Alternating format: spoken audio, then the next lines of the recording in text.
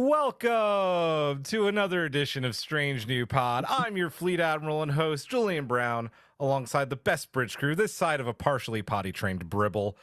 Captain Hawk is here for glory of the Klingon Empire and their ongoing war against the horrific Tribble Imperium. They have teeth now. They have teeth now. Yes, we don't speak of such things, though. Sub-Commander Girafe is here, ready for the spin-off with the Enterpriseians with Tuvix in command of Voyager. And Commander Emcee is here, wondering why that episode also couldn't have the Kelvinverse thrown into it, because honestly, it kind of should have. I mean, it could have, except they were only traveling through different dimensions, not time. So it would not be like the Kelvinverse we know. I guess. And they're like spiky shapes coming out of wormhole. I know, dude. That shot was literally right out of 09. I was like, we see you, Hageman Brothers. We see you. We know what you're doing. Welcome back, guys. How we doing? I'm eating ice cream for Eric. Yes. Yay. Keep the ice cream tradition going, and we hope you are recovering. Eric, we miss you already. Hopefully we'll have him back in a few weeks. This week, we are reviewing the back half of Star Trek Prodigy Season 2. Did the crew escape Chaoktay's exile with the Protostar? Spoilers, yes, they did. He did. It was awesome. It was fun. Yeah. How did Rock end up creating a Bribble, and when is Emcee making one? Now. Like, it might actually be done by the time this episode comes out. The mirror time travel, baby. Love it. The mirror universe is still hot as hell in a kid's show, right? And how did the 6-part epic battle with Ascenia turn out? And what major event from Star Trek does the season end with, setting the brand new ensigns on a mission of exploration as Starfleet looks inward? We are going to break that all down. But first, Girafe, Ice Cream Lady, we need to thank our amazing patron collective members at the Ready Room level and above. No. What have I done? What have I done? Okay. Thank you, patrons. It's like Eric is here. Thanks. Simon Stagger, Jeff Reeve, Maria Gossett, Tallulah, Jen Stein, Tina Alexander, Joseph Porito, Noe Santos, Kung Hui, Takako Nagumo, Fernanda Nogales, and Emcee, Laura Lidenman, Colin Davidson, Shadowhand 2049, Jesco, Michael Graham, Emilian Travis, Gildera, Cassie, Einar. Suppose.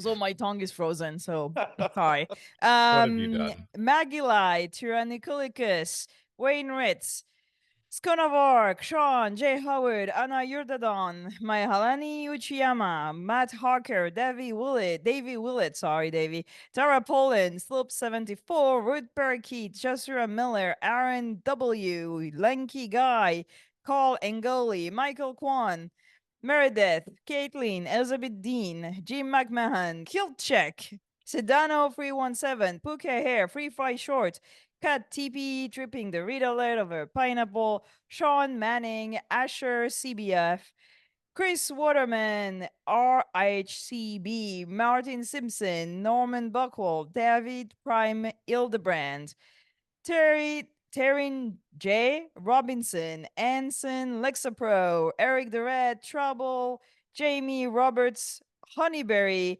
and Paul Taylor Pete. And as always, a big thank to our Badmirals, our EPS, Simon Steger, Commander Chris, the Chief Ernesto Castagna, Chris Waterman, and Tara Poland.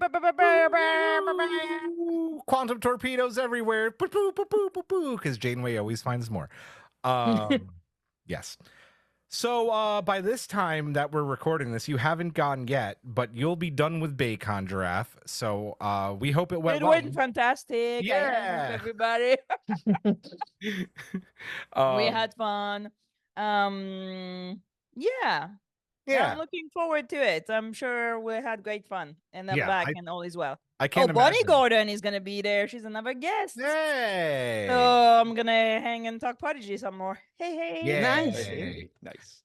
As we keep mentioning, Vegas is coming up as well. That's gonna be a lot of fun. And if you are a patron at the Cerritos Lounge and above, you get happy hour this weekend. We haven't done one because we had the real life happy hour, right? At Trek Long Island, and now it's time. We had a happy weekend. We had a happy weekend. We really did. What did we call the daiquiris again? Red Alert Not Red Alert daiquiri. Yeah. They were something. Yeah, I thought they were. I think they were Red Alert. Maybe they were Red Alert. Read Alert daiquiri. Yeah, Read Alert. Yeah. No, Red Directive. Red Directive. Yeah. Oh, Red that's Directive a good name. Daiquiris. It was a good name because they were worthy. Because you forget things after you have do. them. You do. So yeah, we'll have happy hour. That'll be fun. Join us. We could talk all things Prodigy. How many times you've binged it, what you love, what you don't love. 4. Yeah, 4 for Giraffe. I've in been 2 languages. In 2 languages. I've been through it once and went and skimmed some episodes to write the outline. So I hope as we get into this, which we are about to do, that I covered these episodes really well, because believe it or not, here's a little behind the scenes, in my head for everybody. This was a hard outline to write because this was a really unique back 10 episodes of Star Trek. And it reminded me a lot of the last season at the beginning of season 7 and the end of season 7 of Deep Space Nine. It was kind of just like a 6-episode saga at the end, and I thought that was really unique. So it was tough to write this. I hope we cover it all. We're gonna try. Before that, we just have to give a big shout out to our friends at Heroes and Villains, where you can use our code STRANGE and get 20% off your first order.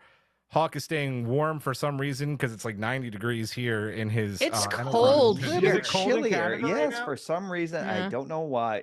Tomorrow is our, Canada Day. It's supposed to be hot, but right now I think it's like 59 right now, which is, it's not cold, but it feels cold because it's been like 90.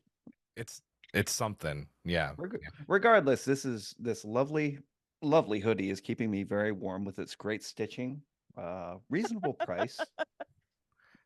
Yeah. You owe it to yourself to buy one. You do, because code. Yeah, Strange, 20% off your first order. It looks sharp on you, Hawk. By the way, have you seen these Ahsoka dresses that they just put out? I'm gonna start wearing dresses because. Am I gonna look at it and just like wish that I could get them sent to Canada? I mean, they're super cute, but I think they're cute for like petite women, and I'm not a petite woman, so I'm not a petite woman either. Yeah, but like they're cute. They're cute, like thing that you would put on a kid, I'd say. Oh, okay. Well, I do have a child who likes Ahsoka, so hey, there you go. Should we just get right into this thing? Move right along here? Yeah. Good, because we have a lot to talk about. It is the back half review of Star Trek Prodigy Season 2. That's episodes 11 through 20. Our order tonight will go Girafe, Emcee, Hawk, followed by myself. I don't know what I've done. I'm just going in our natural order. This is probably going to be a 4.5-hour show. We'll see how it goes. So, reminding Chaoktay, right, is how this whole thing starts. Reminding Chaoktay of who he is and getting the Protostar back off the ground. Because as the back half of this season starts, with the kids stranded with like a Last Jedi like Chaoktay, right, beaten and battered, and he's been just stranded with a hollow of Janeway, not even a real living breathing, like, not that we don't love hollow Janeway, but it's not the same. I think it was the same for Chaoktay. Okay, thank you. I was like trying to rack my brain. Point. How can I say that in a PG way? In a PG way. I don't think that either of you are wrong. Great point. So the kids are there, and at first he's very hesitant to help the kids get the Protostar seaworthy, right? Because he's just like, I'm done. I've tried. There's no way off. Y'all can build a shelter, and we can all sing Kumbaya together. Just a lot of bad memories, right? His whole crew is dead. Adric did make it with him, but eventually died as well, his number one. But it was also Adric, right, who helped figure out that they could get the antimatter, right, to repower the Protostar from the crystals that lie beneath the planet in those tunnels by the cool, like, Beetlejuice worm, because that's exactly what that thing was, by the way. Yeah. Yeah. So with some closure and Adric laid to rest in a kind of beautiful funeral, Chaoktay and the team prep the Protostar. What do we think about this episode? Finding Chaoktay like this and then getting him where he needed to be, Girafe. For me, that's really when the season kicks into gear. That we've been wanting to see Chaoktay with substance and, ultimately the Chaoktay we saw in Voyager, the guy who, gone through a lot of stuff and lost his crew and, he's like wondering what he's gonna do and who he is. And I like that kind of character. I think it fits Chaoktay. We like the gray. We like the desperation, the Luke Skywalker milking weird animals. It's you're right. This has the vibe like this, and also I sail, so I love the whole thing with the sails and the ship becoming a ship, a sea ship. I thought it was beautiful. I think there's a lot of little wings to First Flight, which is such a weird episode of Voyager, which is the one where she creates a flying machine with Leonardo da Vinci for no good reason. So I love this. I love the science, the let's think together, let's find a solution. I also like the fact that Chaoktay is a bit dark. He's like okay abandoning Dahl, I think. Is it Dahl? He's like, well, he's gone. Yeah, he's Too gone. bad. Yeah. All of them at the beginning, right in the middle of an ion storm. Yeah. Yeah, he's like, like stay out. Which tells you that something went down, like something bad went down, because that's not that's not the Chaoktay we know. But I like the aesthetic of that planet. I love I'm trying to not go too long because I'm before Hawk. Please take your time. No, I'm like trying to remember everything. And it's such a good episode with that what's this guy problem tunity? A problemtunity, yeah. Problemtunity. Yeah. I love that word. There's a lot of good. There's like a lot of good lines in this episode too. I wrote some of them down. So I was sad that Adric was dead. I was like, oh no, come on. Like, I really wanted to see Adric a little bit more, but I feel it added so much more tragic and layers to the character of Chaoktay, and that he's here like holding that thing. You're like, the dude was right, and he's dead. No, I don't. I'm not gonna pretend that I understood the science, but I like the fact that they made something that sounds like it could work, and I love the whole sailing through the gas or whatever, the clouds. Yeah, we're gonna get to that in a little bit, but that was gorgeous as hell. Yeah. I thought we were doing the 2 episodes. Sorry. No. We'll get to that in a second. And I want to finish that by we finally see Dahl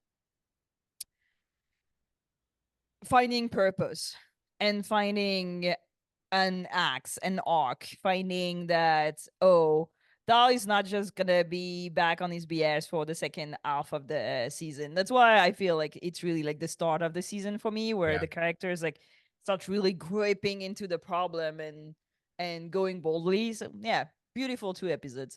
I love that. Nice. Emcee? Well, I mean, I'm so glad that you mentioned The Last Jedi, because it was absolutely The Last Jedi. There's just absolutely no question about it. And I really like how they used like the chessboard to actually like show like the time going by. It's almost like they're putting the notches. Beautiful. Yeah. And for a while I was just like, but if he's alone, who's he playing with? But then I remembered, oh yeah, Hollow Janeway is there. And yeah, no, I'm sorry. They were doing the whole resolutions thing on that planet.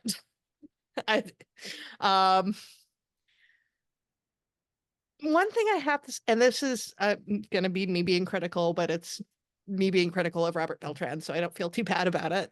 I'm not sure about his voice acting. Now, there's, I think, always been some question as to the woodenness of Chakottay's character, and for me, I felt it came off a little more in the animation, and part of that is because Robert Beltran is not a voice actor, and I think the only like the kid cast is the only people who are actual voice actors, and everybody else is just kind of regular, actors. And for the most part, they do okay. But I am somebody who's very much in a I like my voice acting to be done by actual voice actors, because there is a difference. And I kind of felt at times that some of the problems that I had with Chaoktay in Voyager, like in terms of the acting, was even more apparent in the animation, because you need to put more emotion into voice acting to kind of make up for the deficit in the not having the same range of facial expressions. But this is just me being like super pedantic when it comes to voice acting, and also wanting to support voice actors. But I mean, like, he's Chaoktay, like, for better or for worse. And but I just wanted to mention it. I did like the relationship that he started to develop with Dahl, which of course, leads Dahl into his plot line through the rest this back half of the season. And getting to Chaoktay really did feel like the start of the season. Like, we were kind of critical of the first half, how things did feel so much like setup.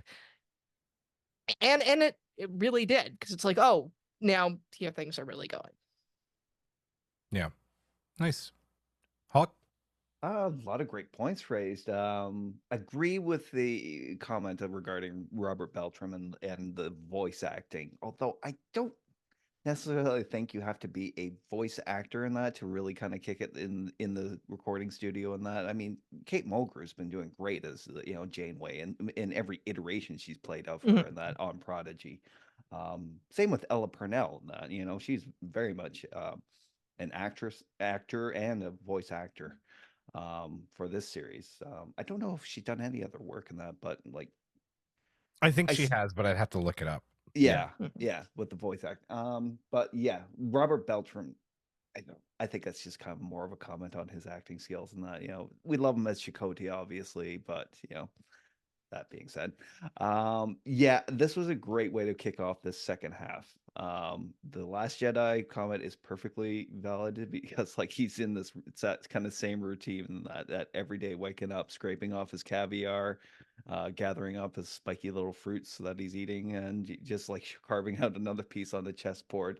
And I think I love that, the fact that it's these kids in that who actually kind of reinvigorate his spirit.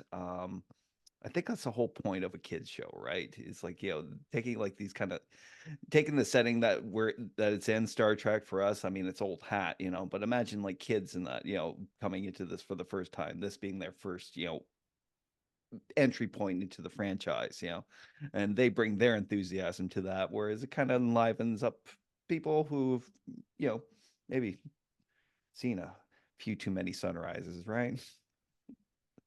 um this was a great way of kicking off this second half of the season. I do like, and that the relationship that Dahl was starting to form with him was great, especially coming off of like the mid-season finale, when Dahl got that little glimpse of his future in that, where he's basically saying that the chair was never going to be his. Yeah, but I do love that moment that comes later. Are we talking about like that? We will. No? We will. Okay. We will. Okay. Yeah. Okay. I loved Old Man Chakotay. This didn't just give me Last Jedi vibes, it also gave me opening of Discovery season 3 vibes of Lieutenant Sahil, doing his, he's been there forever as well. Like, it was just a couple of really cool throwbacks, and 100% Emcee and Hawk, you hit it on the head as far as Robert Beltran's concerned. I will say, where I noticed it the most was when he was being old man crotchety Chakotay, and I think he was having a hard time like getting the cadence right with that. When he's back aboard Voyager and he's back to being like the Chakotay that we know, I don't notice it anymore. It's just like, okay, it's Chakotay. But I definitely noticed a bit of like a fall off when he was, in a bad mood, basically. I I liked just everything about it, right? Like almost like a cowboy too. He had a cowboy hat, like So extra. yeah, it's so extra. Like there's great lines in here, like why is the blobby guy here? The Beetlejuice, a little bit of like a Matrix Easter egg too. There's a lot of Matrix Easter eggs in the season too, which I think is kind of cool. Yeah, like this first episode, we still have Dahl a little bit on his BS still, and then like he tries to be a hero, which is like and then gets trapped for it. So yeah, it's a really good episode, and I like by the end of it that it's full go team go, and I want to get to I want to oh yeah like it's hard because this really is focused on Chakote because we go back and forth between this and Voyager as well, and there's some scenes with Kate Mulgrew that are absolutely fantastic, where she's really killing it. Speaking of voice acting, where I thought she did a great job. I do want to move on talking about what Girafe was starting to go on about, the seaworthy Protostar. Like I think Eric said in our screener chat, what they're doing here is absolutely wild and may not make sense, but I'm here for it. So yeah, sailing on like the methane clouds of this planet, and then kind of like how I said in our 1 through 10, Dahl needing a father figure. Well, he kind of gets it right there and then from Chakote, and you see from this episode on, like Dahl's a completely different person again, which I just think he needed another kick in the butt from someone else. And the Protostar obviously flies again with Dahl going to save Chakote and them getting the power that they need. And I do want to add in here, because otherwise we won't talk about her first appearance. We get a scene between Janeway and Beverly Crusher, which is just awesome. So go off about the Protostar, it being a seaworthy ship, Chakote being a father figure, and that great moment between Janeway and Bev. So I feel the second season is a lot. Let's find gas to fuel up. Yeah, right. It is. Yeah. I don't understand half of it. I'm like, sure, like I don't know, crystals, and then some gas, and then some other crystals. I'm like, sure, whatever. Like I literally forgot why they were doing all this until they're like, oh, we're gonna fuel it. I was like, oh yeah, this is what we're doing. I like the fact that how the tables have turned, that Chakote was not looking, said let's not go save Dahl, and then Dahl saves his life, and I'm like, karma, expletive. uh, I like the fact that there is tension, but somehow in Prodigy, they're gonna be. I mean, I feel I know they're gonna be fine because Wesley said so. So I'm like, it's gonna be okay. It's like kind of like Pike plot armor, Mm. So I just thought also it was just beautiful animation, like the way these clouds move, and the sound design also is absolutely incredible during this second part of the season.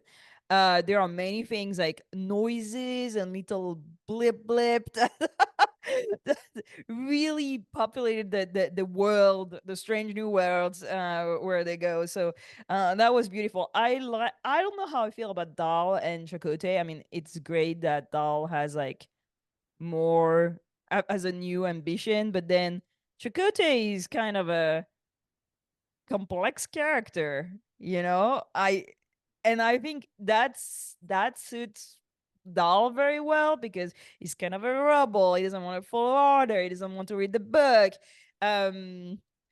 But also Chakote is definitely somebody who has read the book. So who's not agreeing with the book, but he definitely read the book. So it's interesting. I feel it develops very well in the rest of the season. But yeah, that was a very beautiful episode. Yeah. And again, the sound design of like the cracking wood. Oh, dude. All that of was it. really All of good. it. Yeah. Yeah. Yeah. Emcee?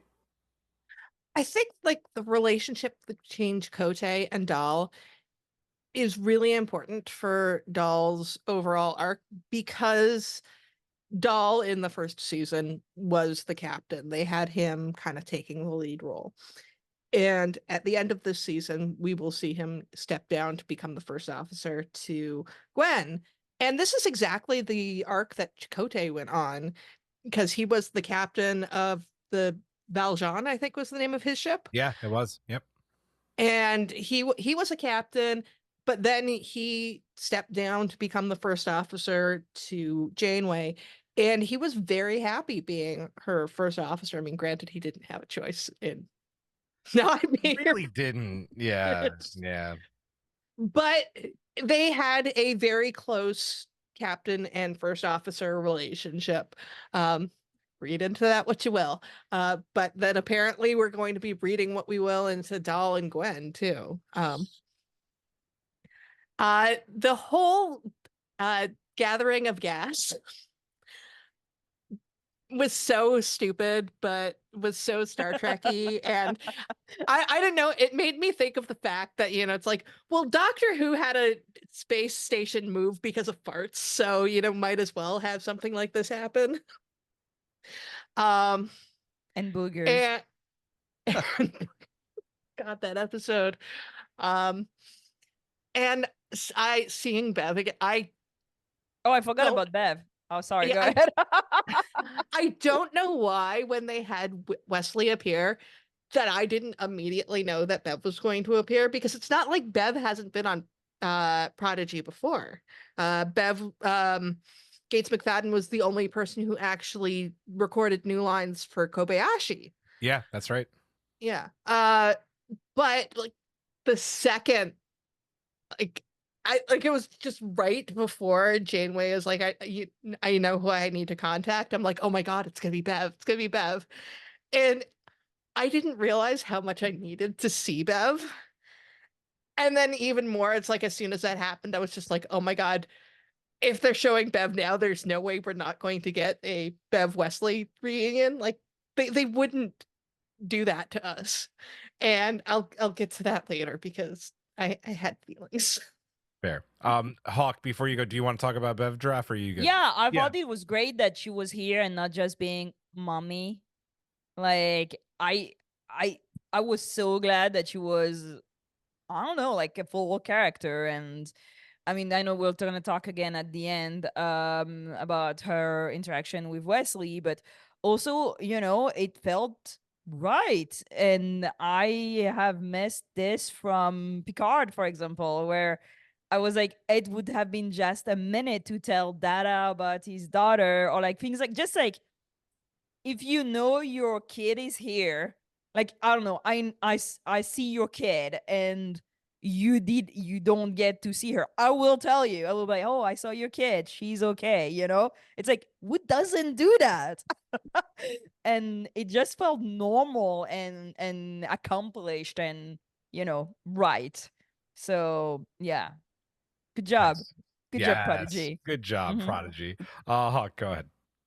Yeah, guys, you guys hit all the major points. I mean, the relationship with Dahl and Chaoktay was great, especially like him opening up and that about like he was like, I was on a bad path and that too, and that I joined this group called the Maquis and that, and I thought this blah blah blah, and him letting Dahl know it's okay sometimes that it's like to take a second place in that, because if you've got a purpose in that and you got somebody you trust in that at the helm, that was great.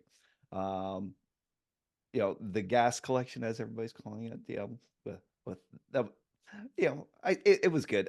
Animation was great. I love the whole sailing thing, and the Bassard collectors and that, the Giraffe, nobody understands the science of it and that, because we all pretend to, but we don't. Science magic. Yeah, exactly. Space magic.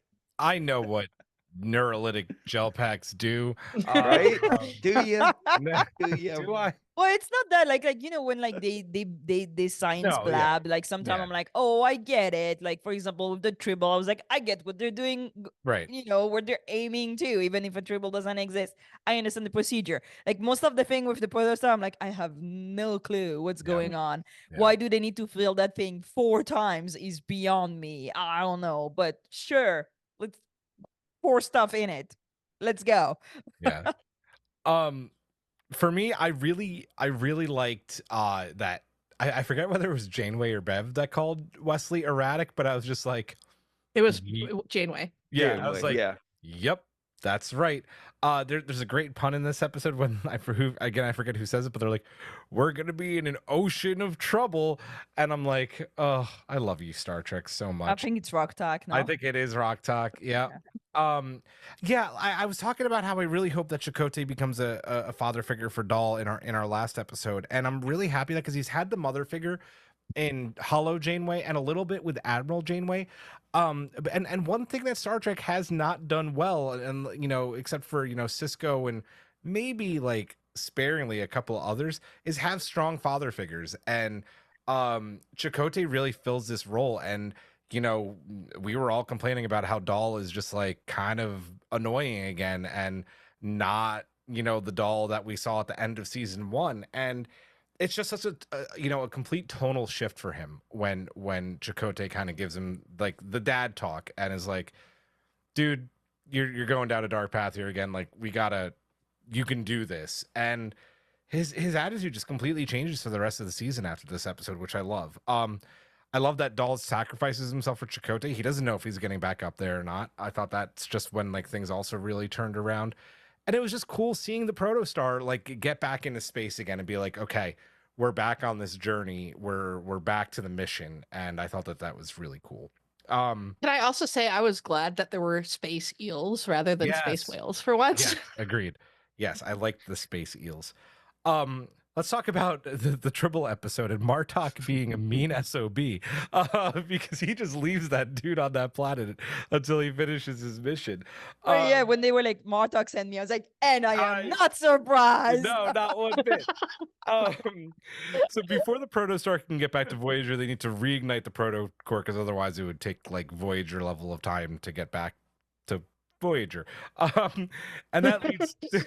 Yeah, and that leads to a planet. Another gas station. Yeah, exactly. Was absolutely decimated by genetically engineered tribbles. I love that, by the way, I'm just bringing this up now. I love that they bring up the fact that like the Klingon Empire was brought to its knees by tribbles. Just great. The crew find a Klingon scientist who is played brilliantly by George Gutierrez, who's the writer and director of The Book of Life and Maya and the Three.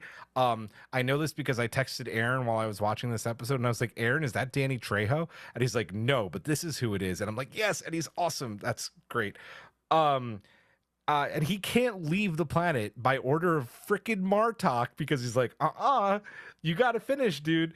And then, yeah, this episode's great. What do we think about this, getting this episode, right? And where it's a rock, it really is like a rock focused episode, and she gets to shine while also learning that like making mistakes are okay because they come in Prodigy as cute Bribbles. And maybe the best titled episode ever of Star Trek, a Tribble called Quest. I mean, come on, Girafe, go off. Yeah, so there are two titles that are incredible. It's Tribble called Quest and The Fast and the Curious. Yeah, that too.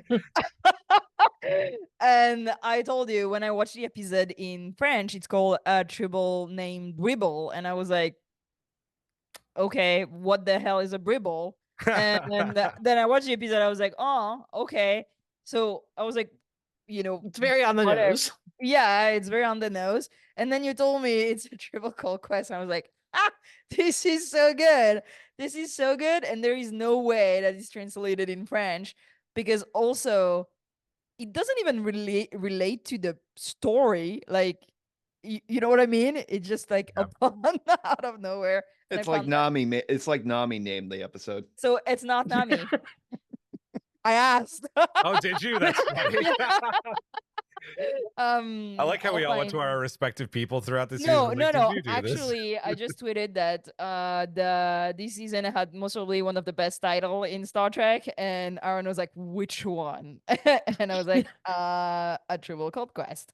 And so he told me it is Keith Sweet who named the episode. So good job, Keith. This is an excellent title, and I like the fact that every single Tribble episode has like great titles.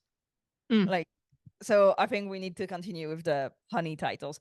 When you ask me what am I looking forward in season 2, like when we're doing the review of season 1, I said filler episodes, and like this is exactly what I was talking about. Like an episode that, why do they need to refuel their Protostar? We don't know. We don't care. Doesn't make any sense, but you know what? They need to go to a strange new world, and then they need to solve a thing with a guy that we'll never see again, most probably. Exactly what I wanted. They get to create a weird pet that will go around because Murphy's not their pet anymore, I suppose. So they need a new pet. It's cute. Dude, it's they finally cuddly. gave Murph a uniform at the end of this dang season. Yeah. So I mean, like So progress. he was going naked. This is what I Yes. gather. Yeah. Is that Oh, he he was was naked. like He was butt naked. naked for like Yeah. 2 seasons. Okay. I mean, sure. I need to rewatch that Romulan fight because I'm sure that it's gonna take another dimension now that I know that he's just kung fu naked. Well, I mean, you think about it, Chewbacca is naked throughout the entire all of the Star Wars movies, but then we find out in The Acolyte that Wookiees wear clothing. Exactly. I didn't say it was better. Oh yeah, my mind's kind of blown with that now too. I say it's yeah, I mean, listen, more power to whatever Murph wants to wear. Good for him. So I love this episode because first of all, tribbles, like I feel every series should give us a tribble episode. I think it's mandatory at this point, right? Discovery did it with a Trouble with Edwards, and you know, they be brave. Just did Lower Decks? Lower Decks has tribble-ish. Personally used tribble. Personally used tribble. Yeah. Yeah, exactly. Mhm. I really like the fact that you see Rock, Tak doubting, and Dahl is the one being here, uplifting her and asking people to trust her over and over again, saying like she's incredible. She fixed this and that in like 10 minutes, and but they never talk about her staying so long in the loop, which I thought that's what Dahl was going to say, and he didn't. Yeah. And I was like it was like one time she did all this thing in 10 minutes, and I was like, oh, okay. But it was a great episode. It made sense in this little craziness. There there the grains of quadri TT call or whatever it's called from TOS. Quadricid. Oh yeah, good luck. Go ahead. Say that 5 times. Yeah. Think of it now. Hawk, you folded pretty quickly there, man. I know. Quadricidi. There you go. We'll take that. That was close. I have a bag of it in my room with a tribble, so I should know, but like I can't remember. I thought the Klingon was really cool. There's a little nudge to Voyage Home with the bird of prey that's hidden just here, and like it's just a mess in there. They're just living in there. They parked it and they just live in there. I really like the fact that the tribbles can communicate, and at the end, the mistake. I feel like there's a red herring, not a red herring, but like there is like a big thing that is coming again and again in the episode about communication and being able to get together and to understand the group, and that your error is what brings you very often to the solution. So I thought it was cute. I liked how they designed the tribbles also. They were very yeah, because you can't really do fur that well in animation. So yeah. Quadro 3T Cal. I know there was like 2 TCs and 3T Cal. Okay. Thank you, Hawk. You're welcome. Yeah, the design of the tribble was very, very cool. And I mean, can we talk about the ridiculousness of having a giant tribble? Right. I feel for Zero. I think it's like the beginning of the new arc of Zero with the body, the like, injury, kinda, the body their body degenerating, just breaking. And because I'm getting older, I feel for Zero. I kind of like feel what it is to have your body slowly giving up. So yeah, I think it was a beautiful arc, a beautiful episode. Nice. Emcee? I know how you feel, Giraffe. I literally hurt all the time. So Dude, me too. Me too. This episode made me so happy I mean, least of all because it did give me a new project, because Bribble absolutely is going to happen. Like, that thing is so. I'm thinking about making up that distracted man meme where it's like Moopsy is like all mad at the boyfriend for looking at the Bribble, because the Bribble is so cute. Like, just, and has a really nice personality to go with it. Like, it's one thing to be like cute, but it's cute, but has it going on too. It's like Rox Keenser a little bit. I can see that. A Yeah. little bit. Yeah. And this episode, as a fan of the animated series, this episode made me so happy, because this felt very much like a sequel to More Tribbles, More Trouble. Because in that episode, there are genetically engineered triples in it. Cyrano Jones is trying to genetically engineer them so that they don't breed, and there ends up being like this huge tribble.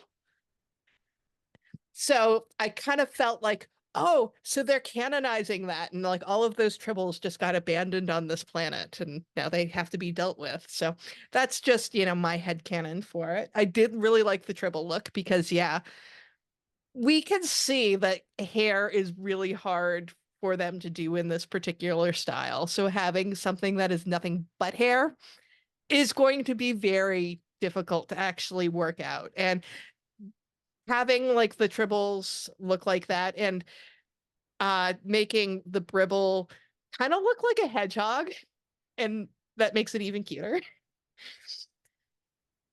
I really love. During the first half, Rock was kind of just there.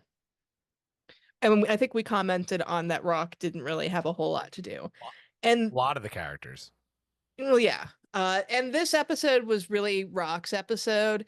And the one thing we knew about Rock is that she was killing it on everything. So actually being able to give her like this moment of doubt. And the thing is, it's not even like she made a huge mistake. Like, yes, she created this Bribble that was not intended, but first of all, the Bribble is adorable, so I don't think anybody's going to call it, her sneeze baby a mistake. I think like that's just how science works. Like, how many scientific discoveries were just from accidents? And I think that's something that Rock needs to learn, that things can be messy, that not everything is going to be perfect. And she really kind of struggled with that throughout this entire episode. And I think, yeah, part of that is because she has people like Doll who are constantly talking her up. And she needs to be able to feel free to make mistakes, especially when they're adorable mistakes. Nice. And agreed, by the way. Like, a lot. Like, I was like, oh, the only reason this is like really a mistake is because we're talking about Star Trek and Tribbles genetics being absolutely insane. And like you said, like this could happen to anyone. So great point. Hawk. That very good point about science and that, and how like a lot of things are by accident. I mean, like what penicillin was discovered just because like some scientists left a sandwich out overnight, you know. Some scientist whose name escapes me at the moment, just like Quadra City, Cali, whatever the grain has escaped me. Look it up. And yeah, it's Alexander Fleming.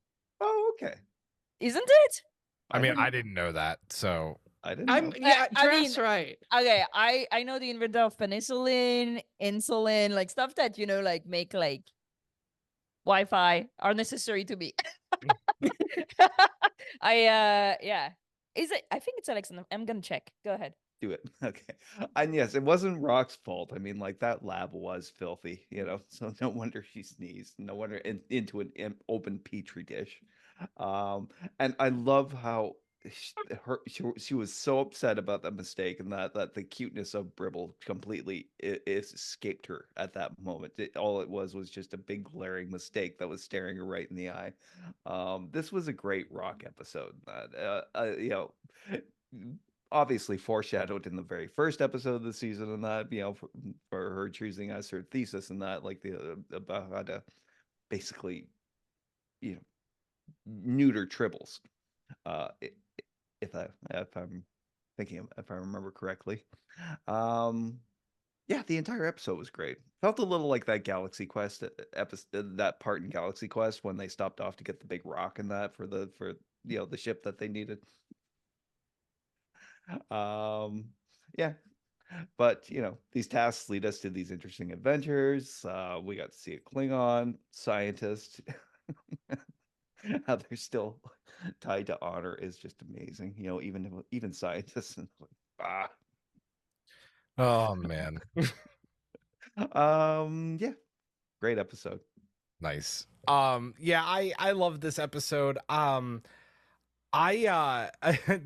a moment where Chaoktay said something about, I don't know, he was giving kind of a pep talk, and I felt like, and we didn't get it all season, thank the Tribbles, but I thought he was gonna say the line, my people have a saying. I felt like he was so close. There was a moment and he didn't say it, and I'm like, whew.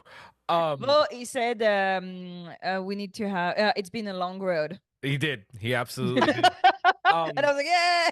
I know that this was a rock episode, but after Zero got run over by the giant Tribble, and they started talking about making a new body, like, for the rest of the season, I absolutely adore the relationship that got built between Jankum and Zero in this. Just the way they acted off of each other was really beautiful, and I was so here for it. I also really like Majel and Gwyn bonding, having that moment on top of the bird of prey.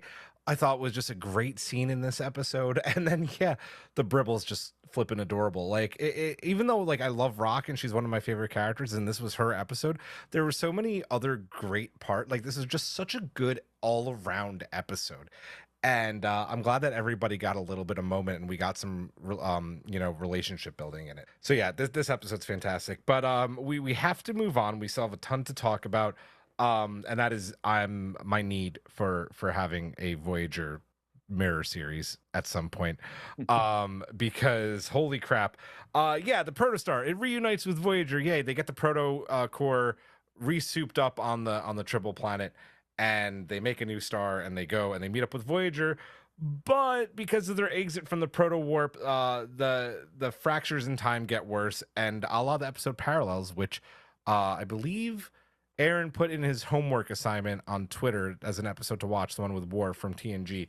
The crew are traveling through different universes. One where Voyager was left adrift between being pillaged by Akona, one with Mirror, Janeway, and Chaoktay, and Tuvik's in command of the Enterpriseians.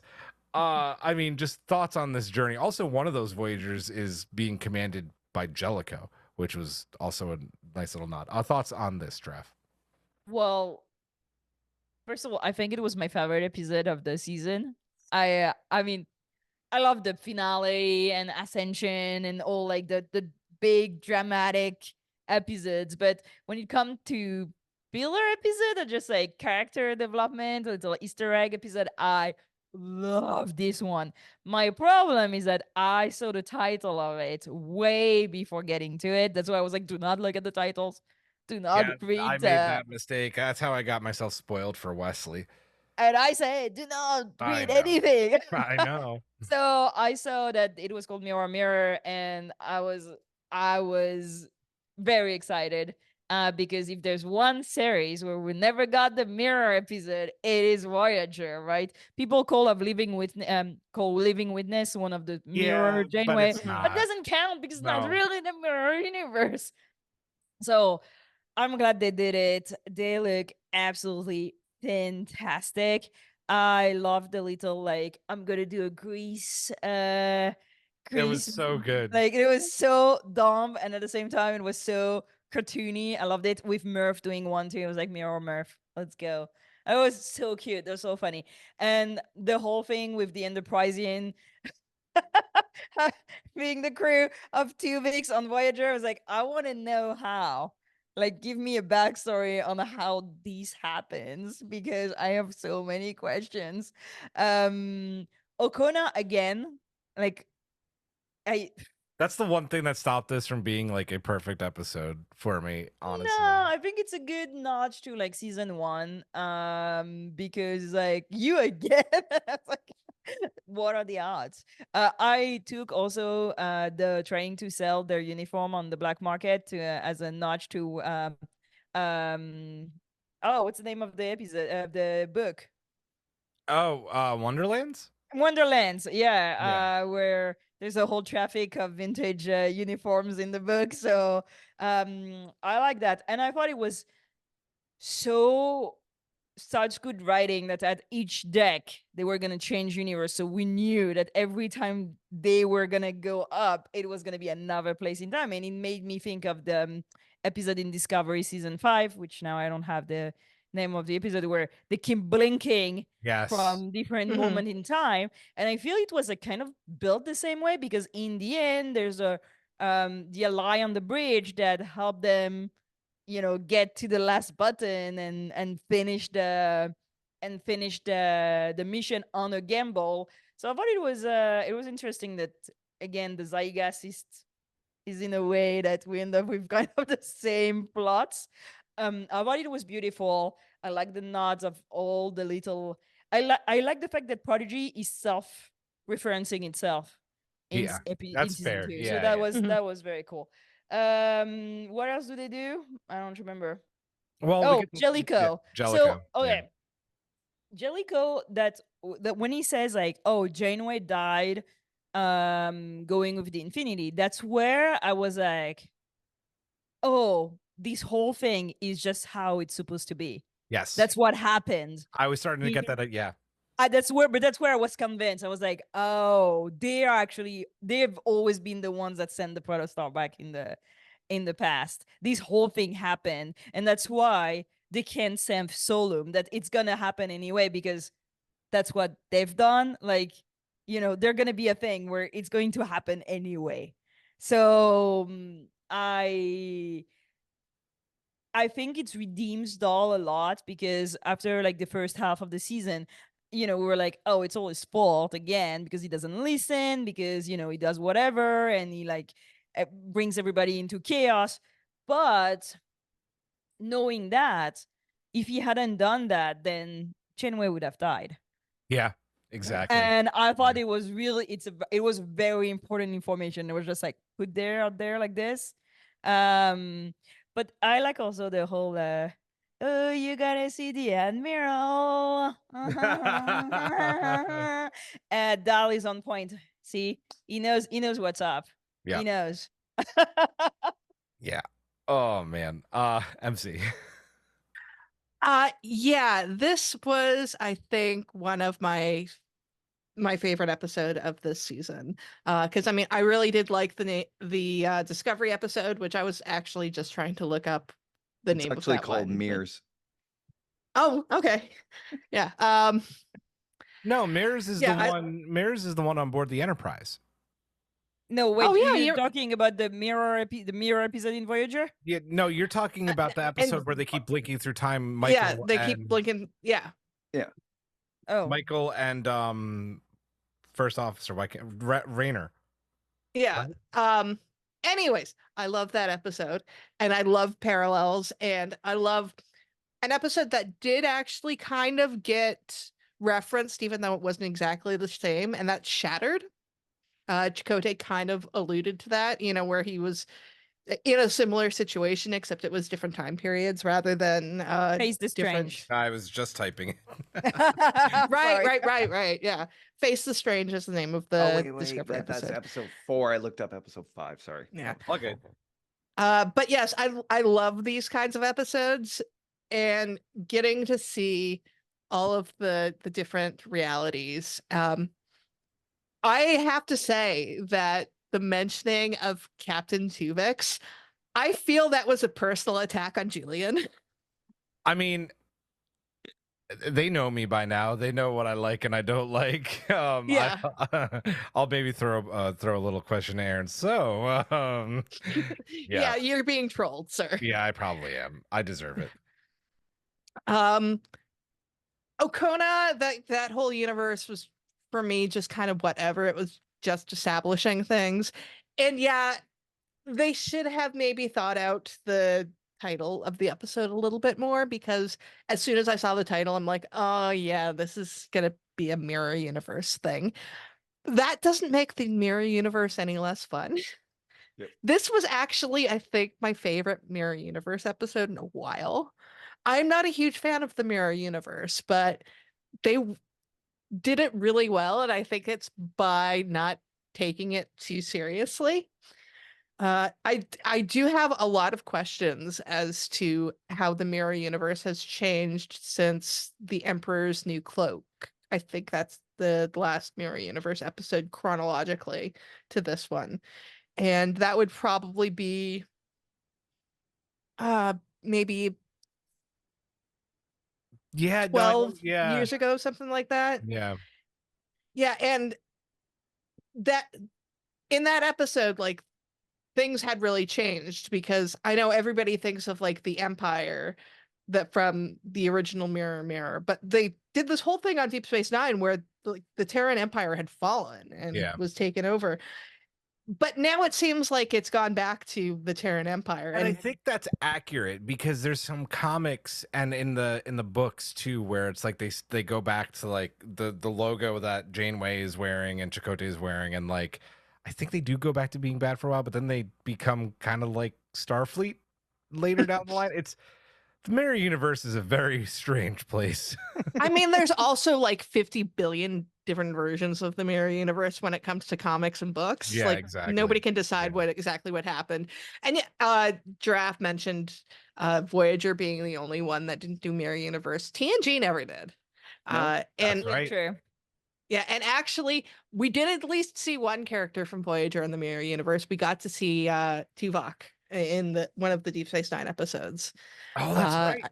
Yeah, I that's can't true. remember which one though. But I think yeah. it's the one where Cisco has to go play himself as Oh yeah, when as he his sleeps with mirror- Jadzia. Yeah, when he sleeps with Jadzia, exactly. Yeah. But I really like this mirror universe, and it's clear that this might be the only reality where Janeway and Chaoktay actually are a couple. Oh, it's so hard to know. It's so hard to tell. They didn't give it to us in this season. They didn't give it to us in this season, but I think there's some heavy implying that they are. Listen. I don't think I treat my friends and coworker the way she does. That's true. Chaoktay. She didn't retire. He didn't retire with her to the farm, though. Yeah, that So, is true. I don't know. It's hard, He man. built her a bathtub. I know. That was a- Drop. I know. At the very least, the kids were really shipping them, because like Dahl kept on like giving them looks. Speaking of trolling, that was a troll to the fans. Like that was totally a troll. Very much so. Yeah. And yeah, seeing the Enterprise, like the Captain Tuvix thing with the Enterprisians, like the emotional reaction that I had to that was unhealthy. I love it. Oh man, Hawk, go ahead. Thankfully nobody mentioned the best line in that from the entire episode. Even the whales are evil. Yeah, I know. I was gonna say mirror whale. I completely forgot about it. This was such a fun episode. And that whole thing with Captain Tuvix, not like some slot started racing through my head. Like, what happens if like Tuvix somehow managed to get control of Voyager, realize that they were all out to basically murder him, ejected the crew out into space, and out of loneliness probably found the Enterprisians and picked them up and made them part of the crew. I want to know what the hell is going on. Dark, man. Dark. I know. It's dark, but I know. this. I'm upset that I did not think of this. This was a great episode, because like you hear mirror universe, and it's like, ooh, it's like depends on your level of that of interest in that. We got a lot of it in Discovery. We've been told it's done now. But this was great because they actually kind of just did it old school, and that with all short sleeve shirts and everything, and he's like, this is gonna be fun. Yeah. I don't know what else is much more to say on it than that. It's a great episode. They think gave the everybody did. whale a battle scar. Come on. Yeah, oh my god, Julian. it was chef's Come kiss. on. How did Julian get that Julian. scar? Come on. One thing I want to go back to what Emcee was talking about how the mirror universe worked here. A theory I just came up with is that we're in an alternate timeline in this, and that probably means the mirror universe is part of that alternate timeline. So maybe the Empire never fell, which is why they were able to find the Voyager like this. So who knows? It's actually a really interesting question. If you're trolling me, Prodigy Writers Room, congratulations. I loved it. And I'm actually a little bit mad at you all for not showing Tuvix. Like, you could have given me him like in the captain's chair of Voyager. So Emcee was talking about how you had like a very like crazy emotional or physical reaction to this. I literally, when they said that, did the Leo point to the screen, and I was like, no, they didn't. No, they didn't, but it did, and that was awesome. Oh man, me and Karen have been calling Chaoktay this whole season Chipotle, so I just wrote in all caps, "Mirror Chipotle." It was just so good. I could care less about Akona. Sorry, Akona fans. I think he's a boring character. Is there any fans of him? I don't know. I'm a TNG worshiper, and I hate Akana. Yeah, I was gonna say, I feel there's a lot of people who were like, "Oh, it's TNG." Yeah, no. It was one episode. It's like, yeah, and it was a bad episode. Like most people do not like it. No. Yeah. I like that in the mirror universe, this Janeway also has unlimited quantum torpedoes. So that's always good.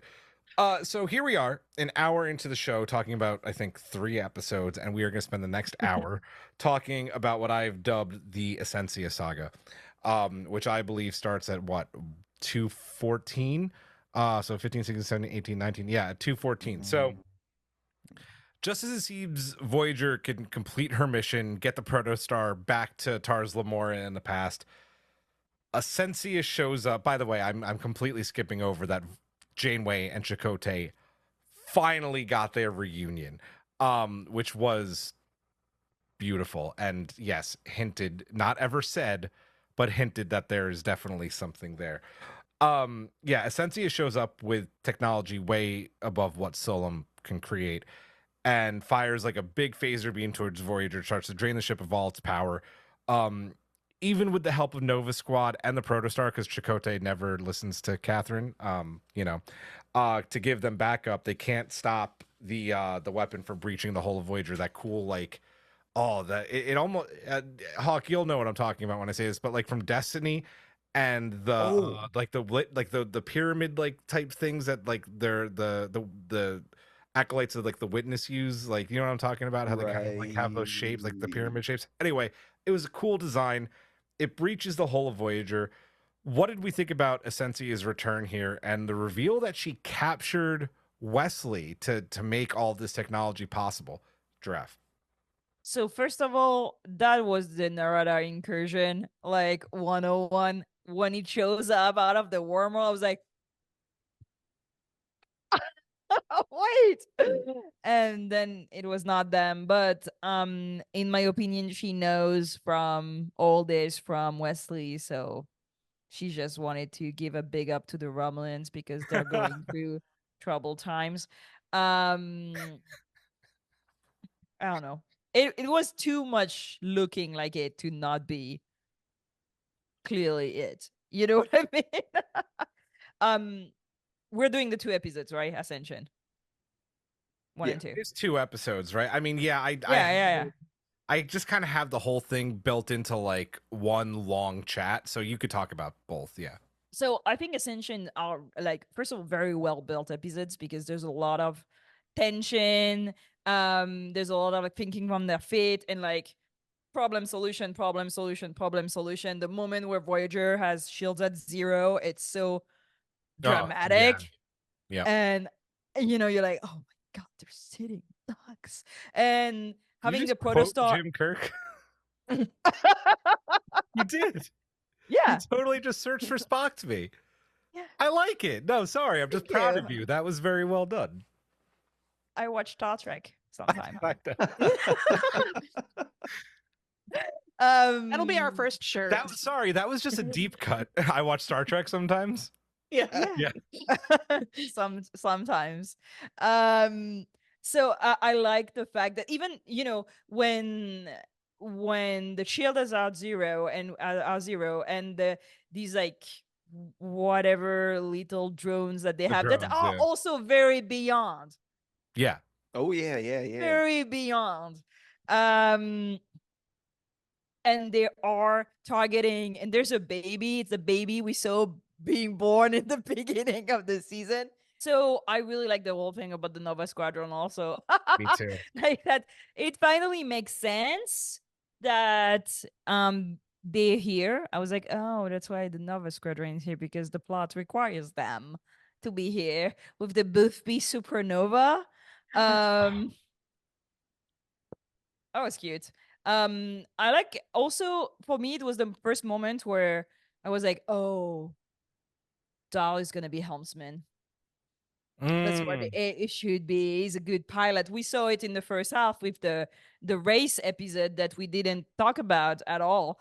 The one with the we completely skipped over it. You're absolutely right. Yeah. The one with the I know what you're talking about. I didn't particularly like that episode, but I liked it because I think there was a bit of a, like, like giant evil computer, and that's fun. Yeah, that's always fun. And we see that Dahl has skills, and we see it again that he can work with people in a formation that is very complicated. Majel was epic. Oh, yes. So good. So and good. I like the fact how they all share the work and they all like keep, finding new ways to keep that thing at bay. Are we talking about the weapon in Zero, or like it's after? We're gonna do that in a minute. We're gonna do that's the next thing. Good job. But that was cool. Yes. Yeah. The first thing with the Ascenia arc is kind of going back to what we were talking about in the first half, and that is how the whole Volnicott Civil War thing, trying to avert that, works with the whole timeline. And I think I finally figured it out with this second half, because this second half with everything with Ascenia super reminded me of Avengers Endgame, with everything with the Thanos from the past. And so basically in this, Gwyn is the past version of Gamora, and Ascenia would be the past version of Nebula.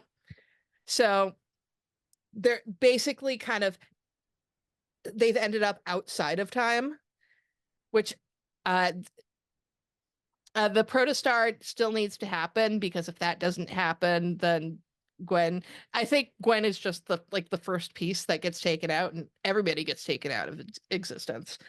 She's just kind of the canary in the cage. But by the time everything is put back together, Gwen is just kind of an outlier. I don't know why I'm talking about this, just because I need to have my process. You need to make it make sense. Yeah, I get it. Yes. But yeah, no, I liked this. Ascenia is not my favorite of villains personally. And I think part of that does come down to I feel something of a disconnect between the look of the character and the voice, because Ascenia looks very young, and she does not sound young. So she sounds like a grown woman. So just for me, it feels like Ascenia should probably be more around Gwen's age, because they do seem to try to make parallels between them. So having her sound like this grown woman who's in her, I believe she's in her 30s or something like that, just created something of a dissonance for me. But she's cool, and the whole her capturing Wesley thing threw me for a minute, because at first it was like, oh, I don't see how she would ever be able to capture Wesley. This seems like they're trying way too hard to make her seem evil and powerful. But the fact that Wesley did it on purpose, right? It's like, okay, now this makes sense. Yeah. Hawk. This was such a dark episode, like the kind of the two episodes rolled together in that, because like it's like the Voyager was drained of all its power to the point of zero. They sent in this weapon, like you had no idea what it was, like just like this big long pike that's heading at them. I don't know what this was when I wrote to the message. It was like, this is really dark for a kids show. It was like no denying it. It really was. No, like disarming the like Zero trying to disarm the weapon, and what happened to them. And Tysus too. I was convinced that somebody was going to die. Oh, I thought Tysus was a goner. I really did. I thought he was a goner. They all already killed a Drake. They're not gonna. Like, that's already one number one gone. Like, that's prodigies. They kill number ones. We just find these little brittle bones and that with the Drake. So, but no, this would have been scarring for kids to watch if somebody actually had passed away. And that, but then like the doctor says, oh, a few rounds of that that treatment and that it'll be fine. The Nova Squadron scene was great. It was the most action-packed episode I think we've seen so far in that. I'm glad you brought up the thing about the episode of the racing from the last half. I didn't really like that episode either. In that it felt it just had. It was like pod racing, with a little Kazon thrown in, and then a supercomputer. They're fun episodes and that, but then again, it's like, generic supercomputers aren't that great. Or generic evil AI supercomputers. Take that back. I'm sorry. He's not wrong. Oh, you fake fans. Oh, come on.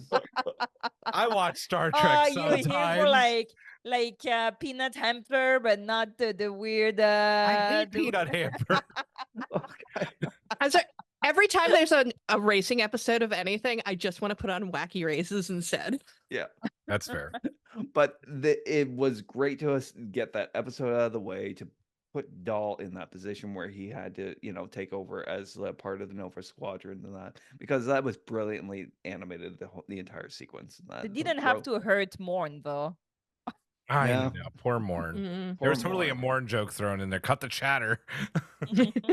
And also, I'm glad that it reintroduced Ascenia at this point in that, because there was that was so early on in the first half that we saw her last, and the whole thing with Solemn and her had started to become a bit of an afterthought up until this point, right? That's what Girafe was saying to us in when we were chatting, and yeah, that's a great point, Hawk.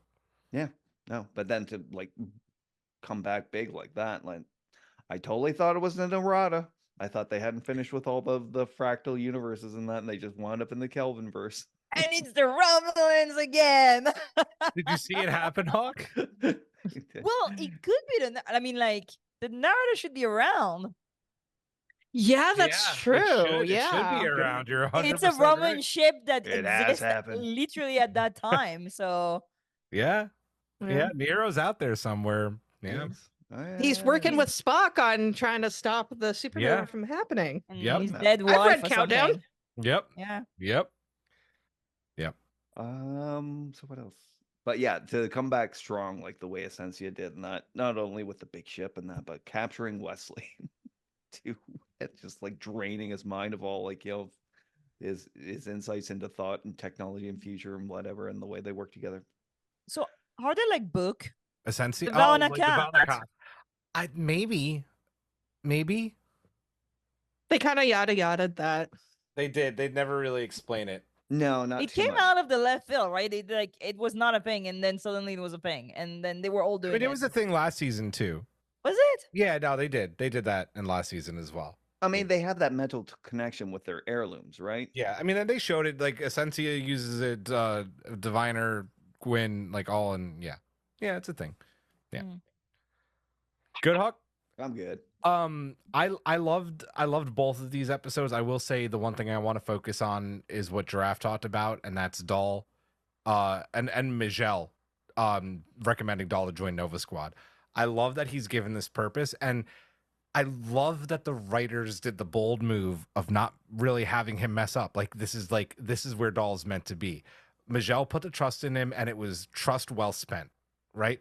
He really helps them, and maybe if he's not there, they don't get the job done. So I really like that. Again, what Hawk said, I think I really thought Tysus was done. Like when he was in that thing, he was just gone.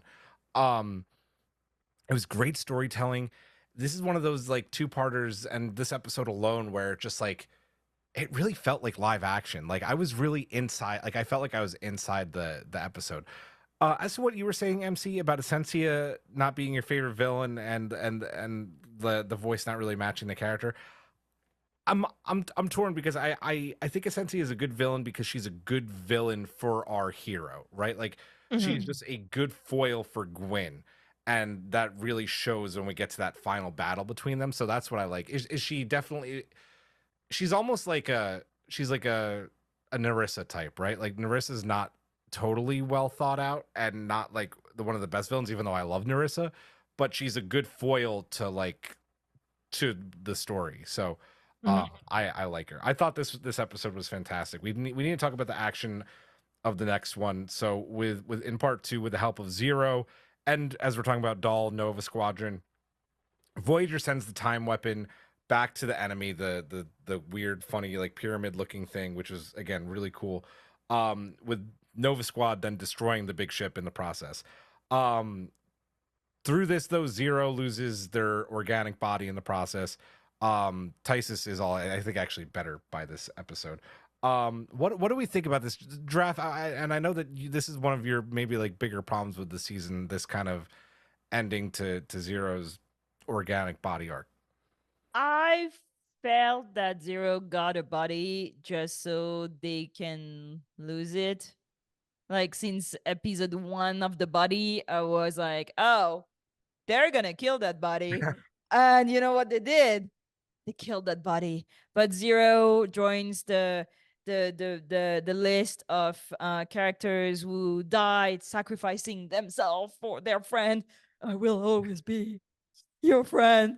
And then they are risen again. Like, you know, it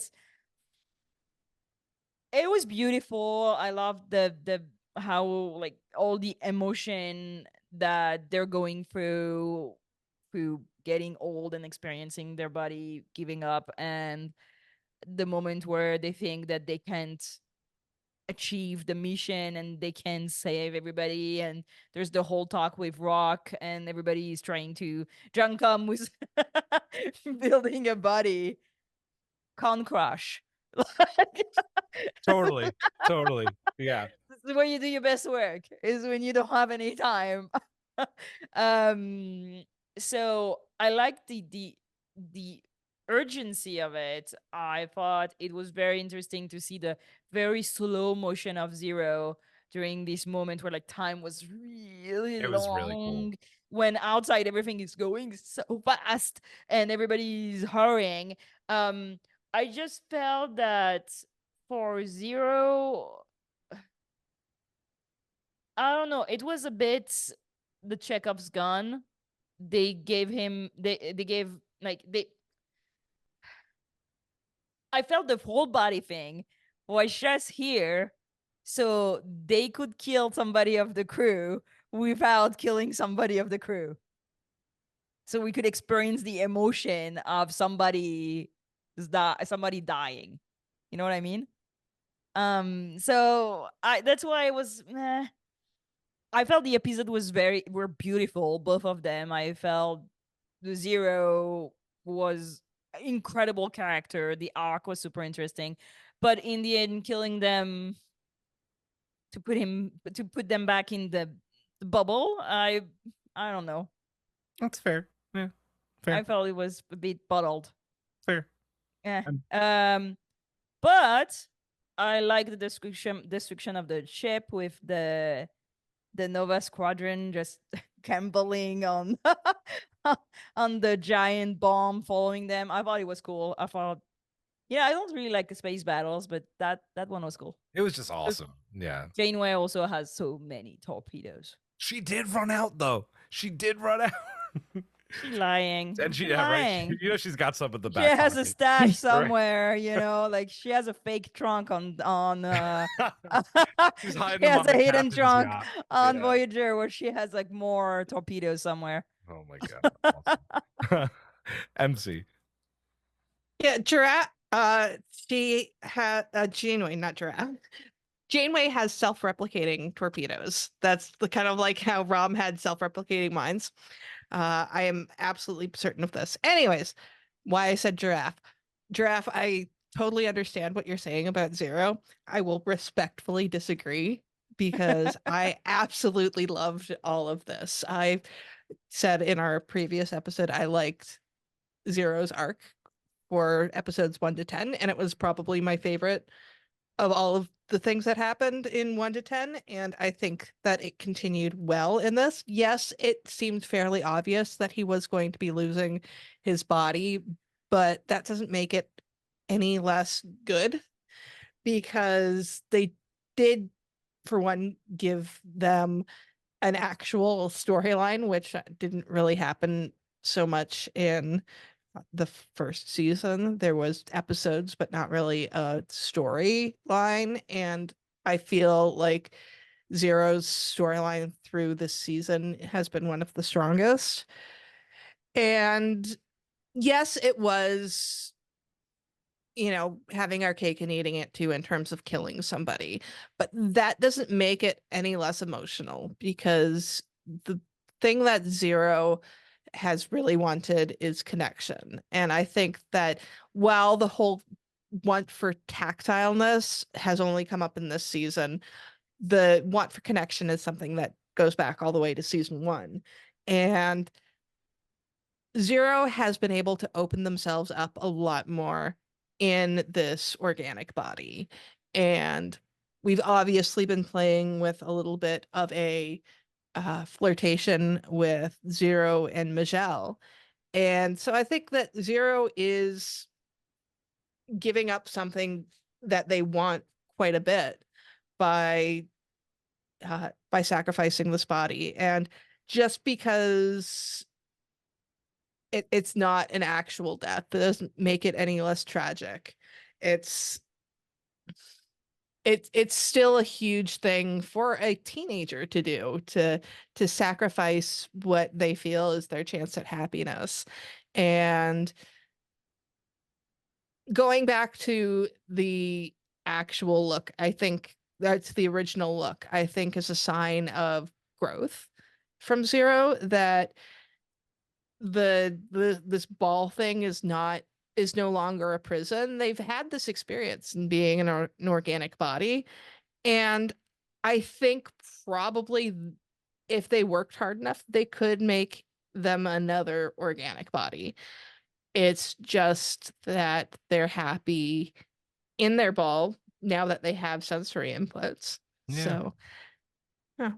Give Zero a golem. I A mean, golem. I like I was gonna say, ball yeah. too. Yeah. That's still go a ahead. couple decades away, I think. Yeah, no, I think you're actually We right. don't Yeah. care, golem. Go ahead. But this is kind of it's a common story in Star Trek, right? About like, like some sort of a non-corporeal entity in that, experiencing what it is to be mortal in that and to go through the process very quickly. Like Zero got everything they wanted out of that experience, right? As a non-corporeal entity, to suddenly have like sensation, touch, feelings, emotions tied into things, like both pleasure and pain. But then like to lose it not only in sacrifice to their friends and that, but to go through that whole experience of like desiccation and aging, you know, like then to wind up back in their original kind of the ball, for lack of a better word. I think they got everything out of that experience that they were looking for in that. And, it kind of returns that character back to like that form that we recognize them as, and it's like, and what kids recognize them as. So, I was very happy with the way it concluded. Yeah. Same. I love this arc because Zero really gets to experience the full, basically like the full lifetime of what it would be like from birth to then like really enjoying this body and all it could do, and then going through the struggles of aging, even though they're still a teenager, from breaking a bone to then just like fastly aging and dying. I think it all actually meant a lot to Zero, and I think the sacrifice level of it was even something that like was important for Zero to do, something that they wanted to do. So I really loved this whole arc for them. I also love what this arc did for Jankum, because again, I talked about earlier how like this friendship between Zero and Jankum really like budded this season, and that's all it is, right? It's just this great friendship between the two. And if we're talking about Jankum, talk about a character that is like gets the most improved award. I feel like Jankum was just such a better character this season. Like he could still be funny, but like he was just more well-rounded and more thought out. Not and no pun intended on the well-rounded, because we know that Jankum's a big boy. He's a big boy. I love what they did with Zero and in turn with Jankum. The one other thing I want to talk about is if we're talking about space battles and action scenes, one of the coolest things that this episode did in part 2 was Chaoktay tractor beaming or maybe it was the kids who tractor beam, but like no, it was Chaoktay. Yeah, it's a Jacob. Oh yeah, it's Jacob tractor beaming Jacob on the Protostar tractor beaming the drones and phasing them. Like, we gotta call that the pod maneuver, man. So smart. Yeah, we gotta, like, why don't I was like, why nobody even did that? No. Oh man, again, that made me. I think that's actually why I wrote Jankum most improved this season. Like, dude, smarts, like so good.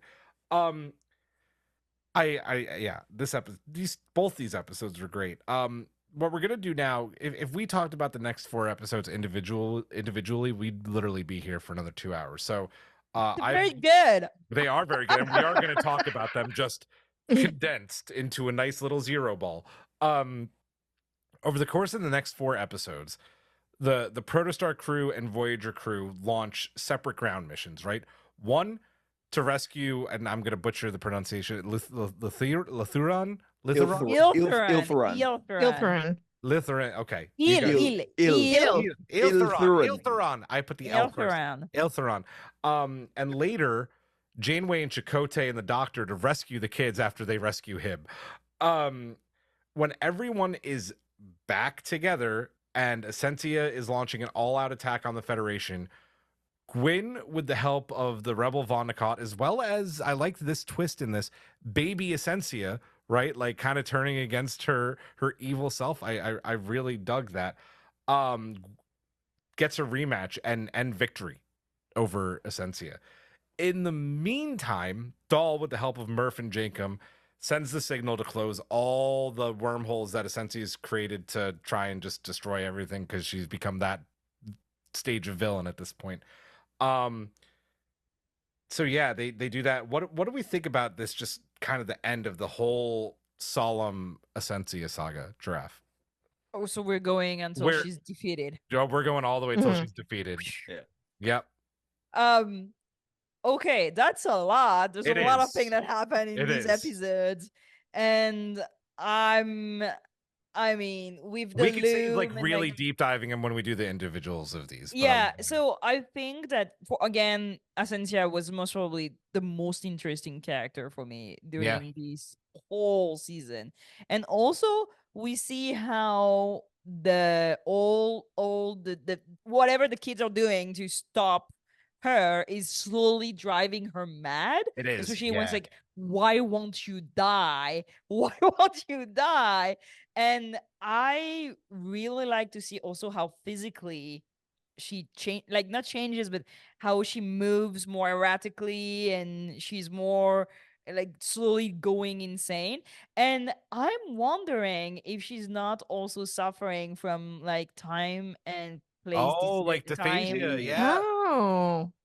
Because the way her character is like really acting crazier and crazier, you're like it's like something is off. And also she goes also, oh, I want, my soul, I'll make it in my image, which was not things she was saying a few episodes ago, where she was like still trying to stop the Civil War, right? No, at this point, like, she literally had dreadnoughts and like the little the little spider things, like walking the streets and interrogating people. Yeah, and so we saw like the fascist like martial law, yeah. the fascist ways like slowly like going, with the supreme leader and so on. So it resonated for me in this election time because I'm voting in France, as you know, and it's not going well for France. So Americans, going well over here right now either. don't be dumb. Oh. But it was interesting to see how like she was not slowly, but faster and faster go using ways that were more and more unhinged, like capturing the loom thing, like the beast or whatever that she locks in her brains. Like it's like 101 evil evil James Bond doctor, oh, you will be eaten by the sharks, what, just kill them. I love the doctor impersonating Janeway Oh, that with was his so death good. scene was hilarious. Oh, myocardiopathy. Oh, death, silence. It was so good. It was hilarious. I had not understood that was the doctor until he was. Me neither. So that was really really fun. I feel everybody. Kate Mulgrew gets to play everybody during Prodigy. She played Dal. She played the doctor. I made a really funny joke to Karen as we were watching these and watching the end credits. And there's a point where, because like Kate Mulgrew's in the opening credits, and then she gets her own page on the end credits, and Kate Mulgrew as Mirror Janeway, Holo Janeway, Admiral Janeway. I like when it's Admiral Janeway. This is Holo Janeway. I was like, Yeah. this is crazy.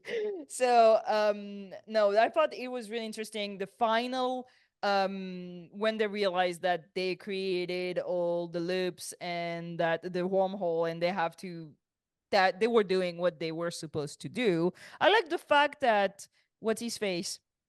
Wesley didn't know anymore. I like that because I thought it was like Yeah, he gets to on the kind of nose. be I was like, just stop. Wesley. Yeah. I want Wesley. Yeah, I want to not know. But the final scene between Ascenia and Gwen, and especially when they decide to split up, when they were not this whole thing about like being together, not being together, splitting up, having your own decision making.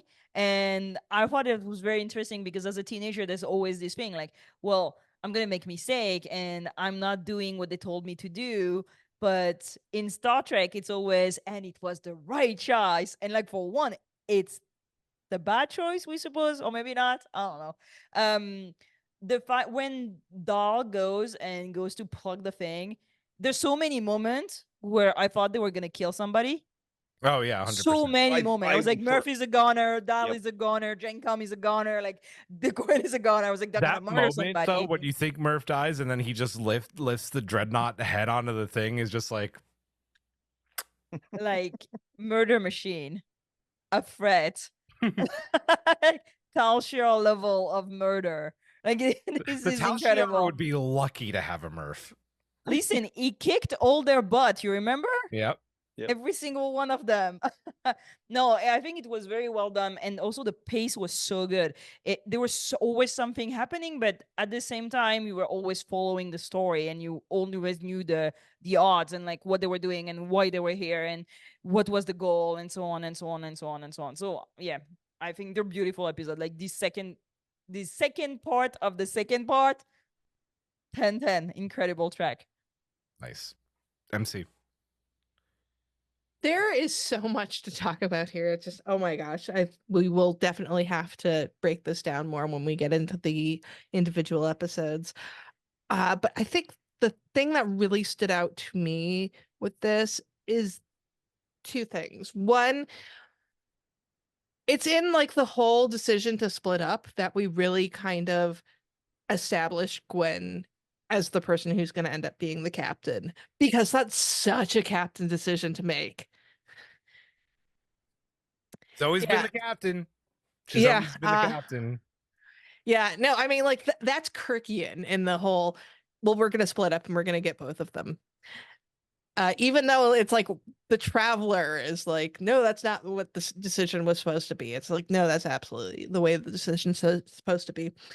And then there is Wesley, mentioning the Traveler, saying that this is not how things were supposed to be.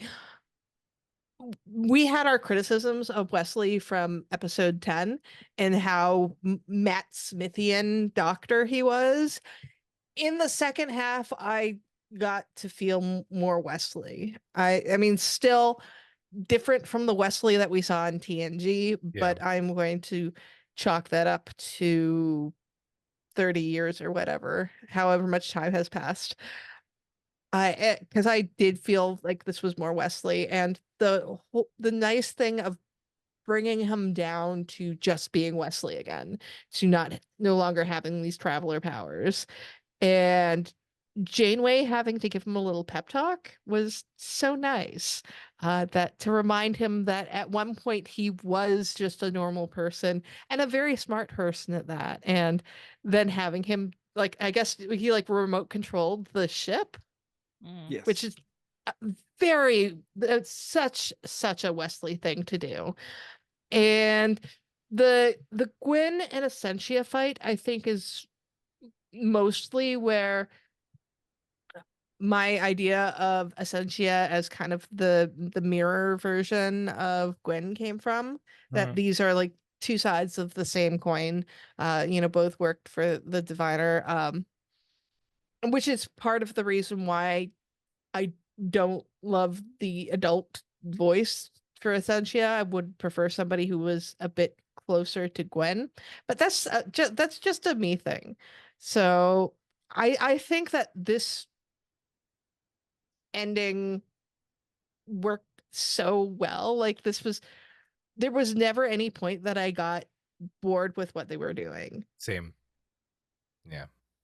Yeah, the same. Like there was so much going on in that, and yeah, it's hard to nail down for stuff. That little invention of rocks and that, like the cloak of invisibility. Oh, come on, that's like exactly what it is. It is. It doesn't stop giggling though. No, it was this great psych for a bit. And then Wesley getting caught because that was the plan, because apparently, like, in order to fix the time loop and that, they needed, he actually needed Ascenia to actually build those devices and that to be able to cast the wormhole. But then the plan going to pot because, they made, Gwen made the decision that split into two teams. And then he had no idea what was going on and no idea where to go. And then the kids basically took over from there and that.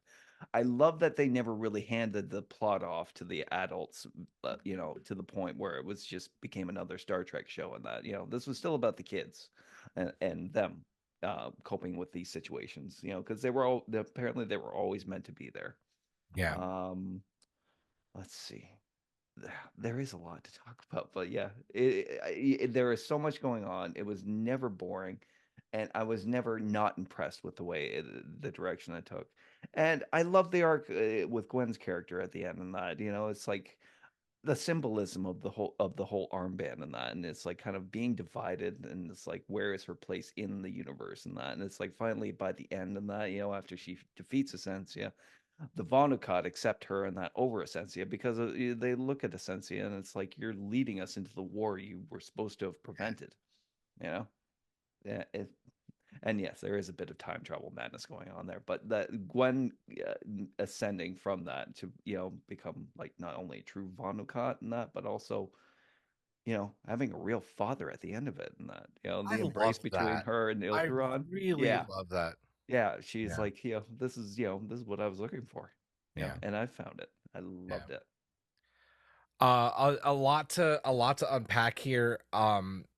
I want to start with the Ascenia twist. I really like that the younger Ascenia helps them.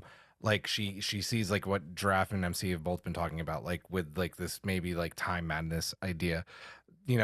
She's become just exactly what she was trying to avoid, and I like that she helps them. I have to say, if I'm gonna be that guy about one thing, it's the whole Wesley's plan to get captured. Okay, cool. That trope's in a lot of sci-fi, especially when you're doing time travel. Fine. We were complaining early on about, and I hate to do this, about Will Wheaton's acting in the first half. Anytime he did that when it came back to this stuff and rejoining them, like talking about all the timey-wimey stuff, I was taken out of the show. Unfortunately, it just it did not work for me. at all. It just sounded like I was hearing Will Wheaton, like, and it didn't work at all. I just kind of wanted him to be quiet. When he finally, like, when Janeway's like, "You're Wesley Crusher, you used to be Starfleet, it's time to like nut up," or I don't know if I could say that.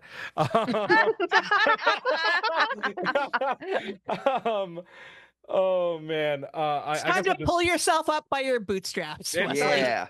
I'll bleep it. I'll say, it's Time to put on the big boy pants. Okay, yeah, time to put on the big boy pants. And he becomes Wesley again. I'm like, there it is. Thank you. I would have liked him to just play Wesley Crusher. He could have done Wesley Crusher Traveler the whole season and not been David Tennant, Matt Smithy. And I really would have liked that, because these few minutes where he could just kind of get him being him was beautiful. So at least we get that. I kept on yelling at the screen when like Gwyn was getting down on herself about making the wrong choice. I'm like, no, you didn't make the wrong choice. You made a command decision. Like, don't listen to the psycho guy right now. Like, you're doing the right thing. Oh my God. There's that moment in Touch of Grey when Tysus is like, "With all due respect, Admiral, the life of one vice admiral is more important than a bunch of cadets." And I'm like, dude, talking about dark. Like, did you say that out loud? Oh man, that moment was so messed up. It's very Andorian, though. I was going to say it's very Andorian. It's like You're on not point. wrong. Tysus has been very Andorian. Yeah, from, 100%. Like that whole second season. Yeah. Very on point. I know that you said like they really did a good job keeping it on the kids, but I do like that we get a Voyager away mission, right? Like with Janeway and the Doctor and Chaoktay. It was just like, oh, getting the band back together. It was so good. Janeway found more torpedoes, but she didn't. I love that, because Draft's been saying that like every episode. So many wormholes. Murph for the win.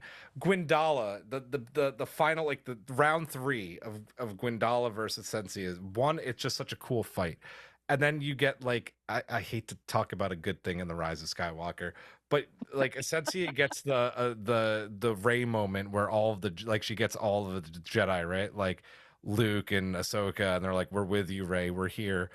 And that's the name. That's actually the name of our episode tonight. Is Our Will Is Yours. It's such a great moment where all the Volnikod kind of give her the strength, and she gets her heirloom back, and then she like that whole thing they do with their hair and the braids, and it lights up. Like, it always looks cool, but it just looked like super cool at the end. I thought that these 4 episodes were just an epic saga, and I don't know, like, I think you could put these up to other, like, seasons that did like Deep Space Nine and say this is as good, if not better. I was just here for every moment. I was crying at points. I was yelling at the screen. I was like, "Give me more quantum torpedoes." Mind was blown. This was so well done. And I love that Ascenia got her, not Ascenia. I love that Gwyn got her moment. I really do, because Gwyn, like I said in a previous episode, has been the star of this series for me, and we really get that at the end of Touch of Grey. So I'm sorry, yeah. And I want to say that it was very hard to record the first part of the season without talking about the second part, because I knew what was going to happen, and I was like, yeah, she's very not doing much during this first season. I hope she's gonna do more. Sorry, I meant Ouroboros Part 1, not Touch of Grey. Yeah. Kudos to you, Girafe, for like keeping mum this whole time. You did very well. Except when you gave me that look when I said that Chaoktay was going to be a father figure to Doll, and you were like, yeah, they were like, that was on point. I was like, oh yeah, he's right. But like, also when I baited you guys, like being like, what do you think that Doll is gonna do if he's not the captain? And you all went like many different places, but not number 1. I was like, okay. Yeah, true. I mean, I don't think he should be number 1, but that's just me. Oh, I think he's good number 1. I think this is a good number 1. He wants to be like Chaoktay. Yeah. I liked the idea of Doll as Tom Paris. True. I thought that's where he was going to, but We can have nice things. He is a guy who always turns it around at the when all seems lost, right? Jiving in after Chaoktay and that when Wesley, had that whole brain meltdown because the plan didn't come together like he thought. Dahl was the one who threw the transporter out and, basically self-corrected. Yeah, true. So you can't go home again, right? The now that Ascenia is defeated, unfortunately they still have to deal with the loom, which honestly, like, they kind of got through that pretty fast, which I was happy with because it gave us this like beautiful montage at the end. With the help of Wesley and Voyager, the Protostar is able to get through the loom, sending the Protostar finally back to Tars Lamora. And as Girafe said, all of the events that we saw in season 1 and now in season 2 all were meant to happen and led up to this moment and this just beautiful montage that we see. I usually don't like clip shows, and this was a clip show, but it worked so entirely. Just like, what did we think about finally setting things right and also saving Hollow Janeway this time, Girafe? Well, Chaoktay had to save his real girlfriend, right? I mean, I gotta keep it PG. Do we? What did I say that it was no, not PG? You. Me. I was gonna say something not PG. Me. I mean, the way she was like, everything will live together. I was like, oh, dude. Yeah, I think There's that's his a reason wife, they want not to his save girlfriend. those memories. Yeah, right. Like, I was like, did you build a bathtub for the hologram? In the shuttle bay of the Protostar. In the shuttle bay. What was I saying? I forgot what I was gonna say now. I love the fact that they were there the whole time. I think it was very beautiful. There are like there are some hole in the plot that I'm sure Aaron Walke's gonna be like, no, there are no holes. I can explain to you everything in details, and I'll be like, and I'd be like, oh yeah, you're right. Yeah, now I see it. But I feel like there are some holes in the plot. Like, how does the diviner gets there? Like stuff like this. Like, what happens? Because it needs to be crazy to create Gwen. So, like, how do we explained it at the beginning of season 2, and it kind of made sense, and then I forgot why it made sense. Okay, yeah. I'm gonna need a crash course. I'm gonna need like temporal mechanic 101. 102. 102. That's 201. I sorry, think. 201. Thank you. Yeah, I think it was a beautiful end. I think they explained it very well. That the moment where Voyager follows them into the loom. I was the tension, the drama, the suspense, the tension. It was so good. It was so well done. And I think the moment that for me was like the most is when Dal was like, wait, and he puts his own insignia on the floor, and I was like, oh my god! It was There's his so many own things insignia. I want to say right now. Yeah. The whole time, and I know I'm like, I need to rewatch the whole thing again for like the 5th time. I think that was incredibly done. It was very good, but there's that little thing was, and it's a hand from Dal to Dal, and it's a testament to his growth. And are we talking about everything that happens in the academy, or? Not yet. That's the last thing we'll talk about. Okay. And no, I thought it was beautiful. It's a very good end to a very good season. And that's why it was so hard to record 1 to 10, because again, I feel the start was kind of same. I said it in my tweet today. It took a little bit while. It took a while to launch. Yeah. But having seen the whole season, I was like, okay, only the first 10. And it's true. But when you rewatch the whole thing, the whole season, I think there's a lot of bases that they put down to make sure that the second part, can go as fast and as tight as it's going for 10 more episodes. Like that was a tight back half. Tight. Yeah. Yeah. Emcee.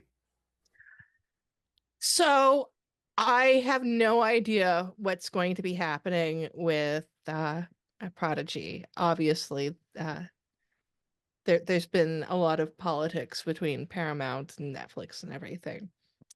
I would love to see a season 3, but with where they left things here, if it was just these 2 seasons, I think it would be incredibly strong, because just like the way it all connects together. I mean, like, that's why they call the episode Ouroboros, because it all, the snake swallowing its own tail, sending it back in time.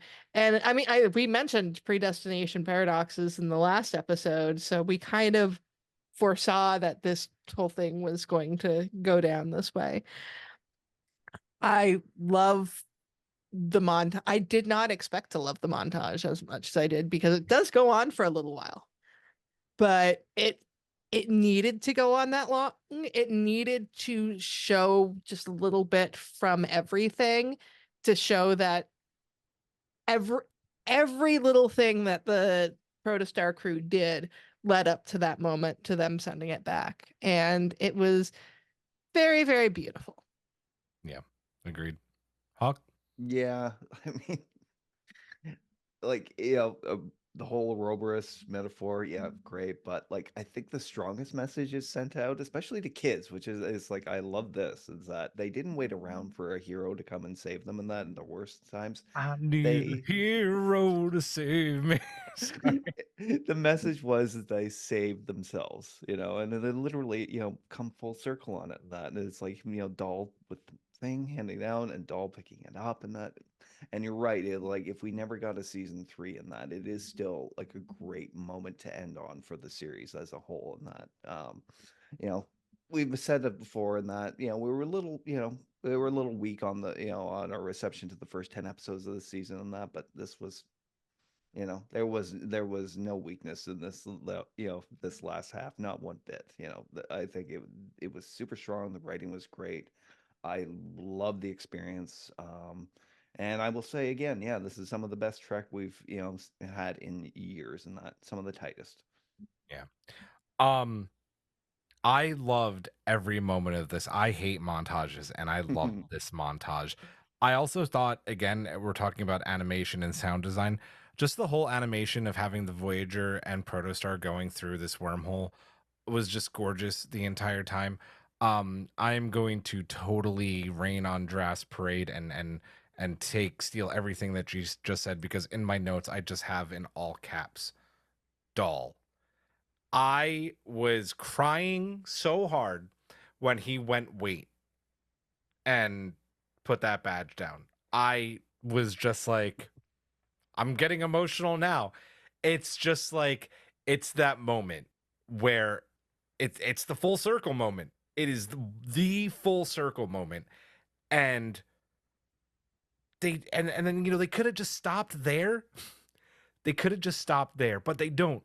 You hear the echoes of Doll and Rock walking on board the Protostar for the first time and seeing it there, and it's just like, I think it's my favorite moment of the entire season.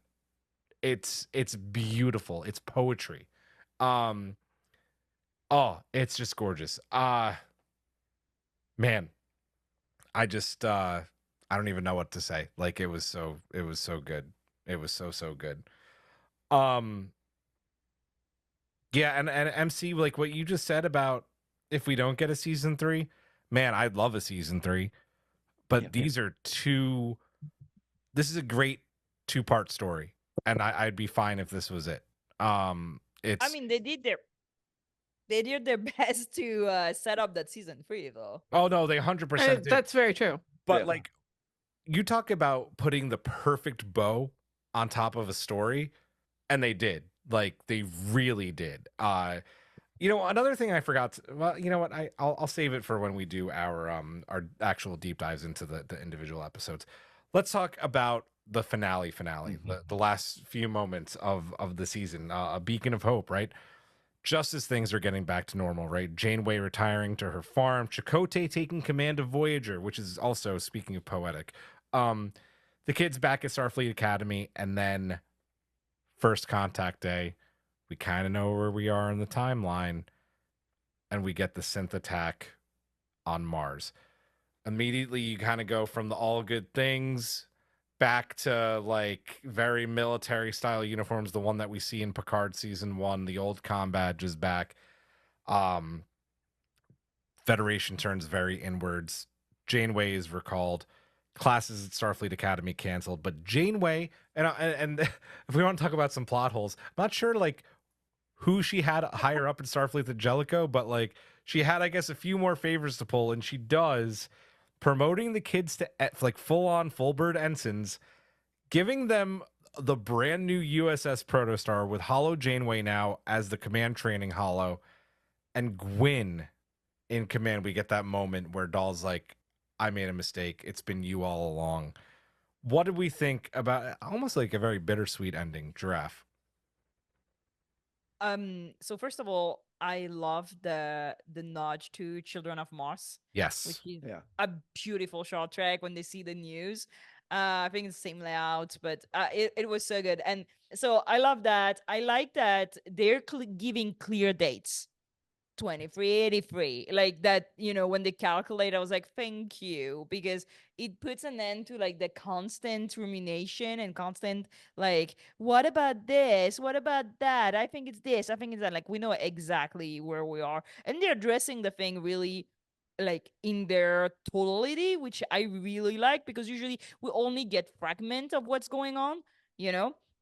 So I think that Janeway is giving them the ship because Wesley told her what they were supposed to do. She knows. She knows that there's something they're supposed to do. There's another mission, right? Mhm. Yeah. There's something they're supposed to do. And for me, it was really quality of mercy when like future Pike tells Pike, Spock has something to do. He cannot die.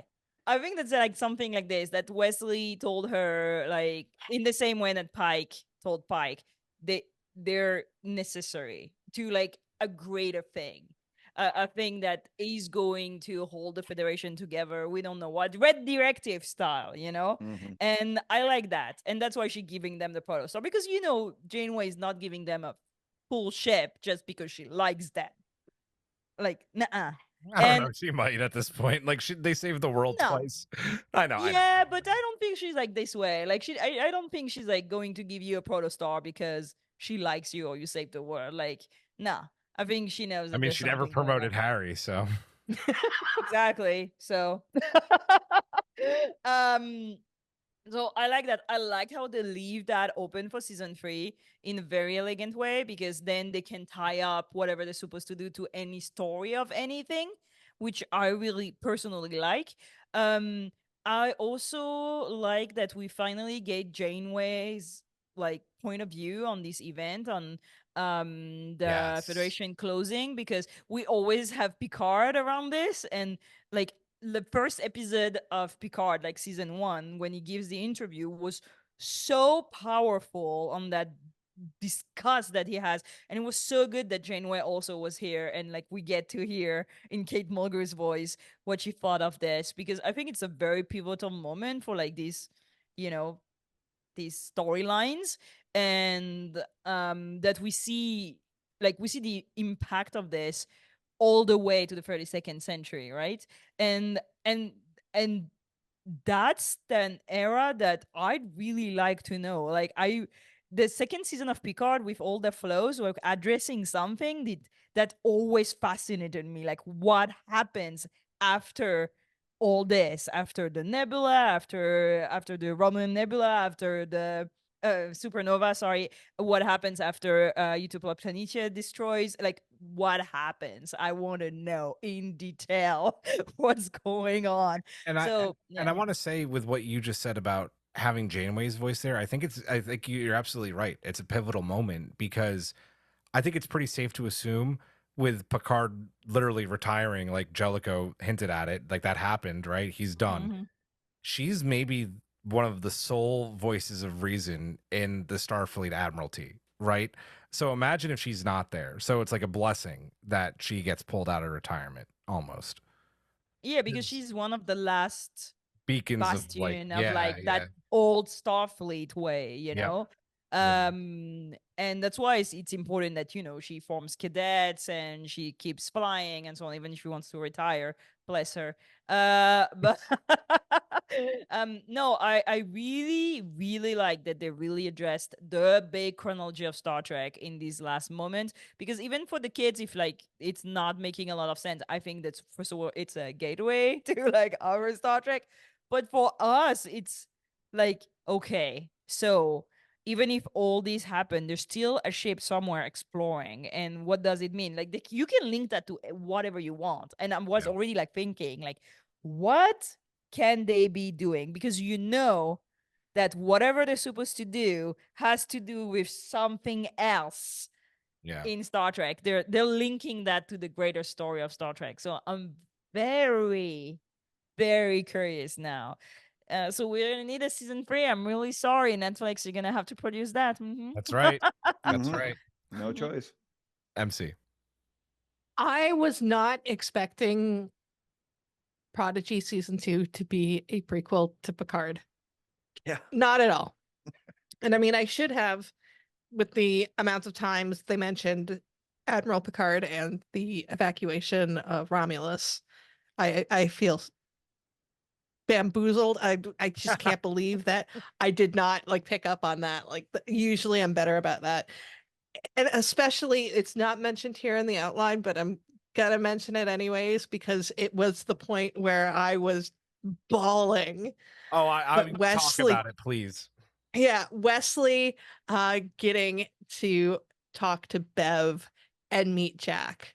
I needed this so badly, and I mean, especially if this is it with Will Wheaton retiring from acting, if he's not going to appear as Wesley again, that his last scene is with Bev and meeting his little. I'm actually tearing up a little bit right it's now. Like a really powerful moment. Me and Karen were just like, "Oh my god!" Yeah, they really gave the human story of it, and Yeah. I felt that we were missing that with Wesley showing up at the end of season 2. Yeah, like we were missing the human side, and these are characters that we know for their human side from TNG, and it was too bad that they were reduced only to their heroic side.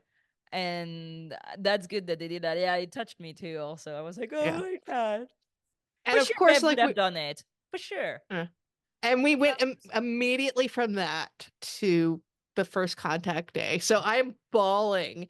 And then all of a sudden I'm like, wait, what's happening? What's happening? Because the scene starts and it's all happy. They're all kind of like chill. You see Zero and Michelle are doing like the Vulcan finger kiss. And it was adorable. But then it's first contact day and there's the synth attack. And like I felt like I was hit by a ton of bricks because I did not like put any of it together. And it was such a dark thing for them to do in this ostensibly kids show. And this says to me that Prodigy is not trying to be a kid show. It's just trying to be a show that can be watched by kids. Because none of the kids who are watching this are going to understand what's going on, because this is all Picard, it's a great setup for a season 3. So that's why they put it in there. But they put it in for the hardcore Trekkies who want to see how all of these shows interact with one another. And we've seen that this season where things that are happening kind of around the same time are going to get referenced. Like, I don't think we mentioned that they mentioned the Cerritos in. No, they did. Yeah, they did. Yeah. They Yeah, did. so- Where? They did. I think it was like in episode 3 or something. Yeah. It was very early. Have you ever on. seen a more chaotic crew Oh since yeah, the yeah, Cerritos? yeah. I thought in the finale, I was like, what? No. Oh, No, okay. no. I'm talking about yeah. earlier this season. But Yeah. Prodigy is really kind of, I think, out of all of the shows, and I'm including Lower Decks in this, but Prodigy is really connecting all of Star Trek together, because while Lower Decks references a lot of Star Trek, it doesn't connect it in the same way, because Prodigy is so serious. Like, it's it's not referencing it to be a joke. This is how things are actually going. And having the first contact day is up there with the Romulan supernova as like the biggest events, like the events that define Starfleet. And yeah, like Girafe said, seeing how Janeway reacts to things is such an important thing, especially considering Janeway does react differently than Picard, because Picard's reaction to it is just to pull out of Starfleet and just go off to make wine. Well, he was angry. Fair, well, hold on though, because Picard was he bluffed, and Jellicoe. So let me just go off for a minute. If no one by the end of this episode thinks that it wasn't Jellicoe who accepted his resignation, it absolutely was. Because remember in Picard season 1, he goes, "I played my last card. I threatened to resign if they didn't continue the Romulan evacuation plan." And then Raffi goes, "So what they do? They accepted my resignation. They called his bluff."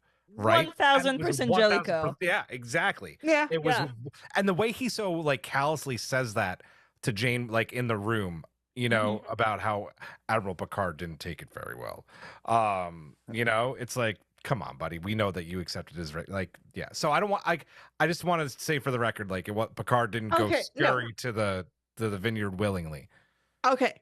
But seeing the way that Janeway has handled things, where it's less a cynicism and more of a she's going to work from the inside to try to keep the ideals of the Federation. And it almost reminded me of late season 1, early season 2 of Discovery during the Klingon War, how that's where the Enterprise was during the Klingon War, where it's off doing all of this adventuring because they need to have at least one ship in the fleet still holding up the Starfleet ideals. And here it's basically just Janeway who was the one saying that someone needs to hold up the Starfleet ideals.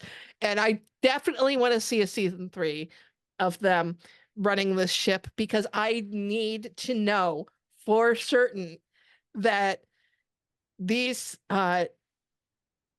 field promoted cadets running this state-of-the-art ship during a time of strife is going to go better than it did the last time, because the last time that happened was the Valiant. Oh boy, you are not wrong. That is true. Yeah, it's very true. Yeah. They're gonna get their ship stolen by a bunch of Romulans and have nowhere to go. That's what's going to happen. They're gonna get hijacked. Hawk, before you go, I just want to say for the record that I'm actually shocked that this scene was in there, like Janeway's speech. It just felt like, again, like moments where you're really in an episode. This whole scene felt very live action, like I was watching an episode of Picard. It's so adult, and Kate Mulgrew plays it so like Voyager. Like it's just, I was so in the scene, and I'm like, wow, this is really in here. Like that was really interesting to me. I really loved it. Hawk, go ahead. Yeah, there's not a lot I can add to this. Everybody's kind of really encapsulated it pretty well in that. What I loved about it was, yes, she probably gave him the ship because Wesley told him that it was important to, and that, yes, she has so much, she has so much cred built up with the Federation and that for, basically like stopping the threat of the Borg, and returning home after 7 years and that. But what it really said to me was that, these kids came to the academy and that for the experience of the Federation and Starfleet and that, which was about exploration and that, uniting, different cultures, different worlds together. And that was basically, that dream is dead for them now, possibly even like admission to the, I don't know, like, classes were canceled and that everything was on hold. And the dream of what Starfleet was to them was dead, and she took it upon herself to give that back to them, with, a new Protostar. We talk about like coming full circle again, and that the show has actually come back full circle to these kids, not who were, trying to live up to these ideals of Starfleet on their own, out doing it their way, and in a lot of ways, just killing it. They were just saving the universe, and that without any of the usual safety nets that Starfleet usually provides. And now here we are again, and they're back out there as basically a relic of what Starfleet was. Yeah, you know, it, it work something out, Paramount. I mean, Nickelodeon, Paramount, Netflix, whatever. We need that season 3. Yeah. I just want to say thank you to Prodigy for finally explaining why they all have different insignias. Yeah. Yeah. Yep. 100%.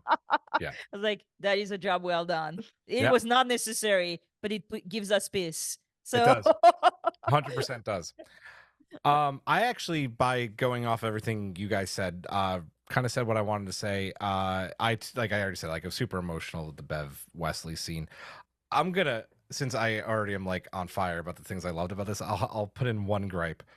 I know it would have been really messed up to like show the synth attack on Mars and then like let, you know, what are JC shippers called? Is it Chaoktay? Is it I think they're just JNC shippers. JC shippers, yeah. Like me. I think it would have been a little bit weird to have us eat like after that, but like when he landed on her farm and got out of the shuttle, I really thought that JC shippers were finally going to eat, and like it didn't happen, and I was like, oh. So do you know how mad they're gonna be? They're gonna be mad. Do you know how many times I've heard people working on Prodigy telling Jesse Sheepers, wait for season 2? I mean, listen, like at the end of the day, it's implied. It's implied enough where like they're an item. I just would have liked to see like as much implied as in Voyager. I don't know. That's true. I guess. I mean, like a smooch would have done it for me. Like one smooch. One holding hands. Or they do hold hand. They hold okay. They literally hold each other in their arms after the Mirror Universe thing. So like, dude, I hug you too. I would not like you hug don't people hold when me, you though. think I don't hold you. If you think I was gonna die, maybe I would hold you. I don't if I think you it were was gonna... like. Anyway, listen. That's me being a nitpicky SOB, and I loved this finale. I like the uniforms too, and that Murph isn't naked anymore. Let's do very quick final thoughts on this back half of Prodigy season 2. We'll go in reverse order. Hawk. Yeah, like I said, first half I was, a little trepidatious. I thought, I hope this second half goes well. It did. It fulfilled every expectation I had. It brought the whole story regarding Solemn and the wormhole and the time paradox that they created, and that to a very, very satisfying conclusion, while also opening up itself to an amazing possible third season. I couldn't have been happier with the way this worked out. Nice. Emcee? The first half of the season was very much building up to the second half, and absolutely worth it because this second half just fired on all cylinders. I'm trying to think of a weak episode in this back half, and I can't really think of one. They all kind of flowed well together. Like even the standalone episodes kind of worked for the ongoing plot. So I completely loved this, and yeah, I want to see a season 3. Nice. Giraffe? I'm not gonna lie, they had us in the first half. Like, and that's where I think that the fact that they released all the episodes together maybe is a blessing, because I can't really imagine getting like the hologram episode and the pod race episode like one after the other, and you like be like, what is going on? I feel that the fact that we kind of forgot to talk about this episode in the first half review like tells you that there are ups and downs, and they nailed such an incredible season 1.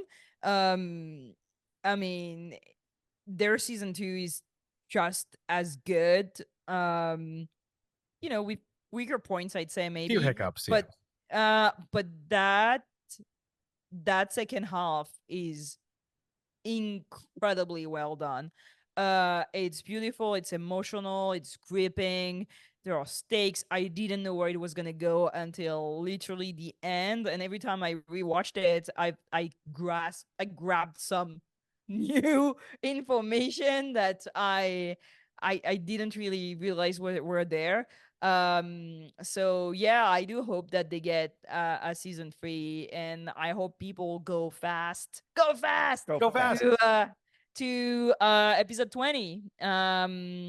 And yeah, watch it as many times as you can on Netflix to give them their view. Seriously, given the numbers, Mhm. on the day that we recorded this, which was literally just mere hours before season 2 drops, Star Trek Prodigy was trending on Twitter. So keep it going, folks. For me, these back 10 episodes are some of my favorite Trek I've ever watched. I really want to sit down and watch all 10 of these in a row.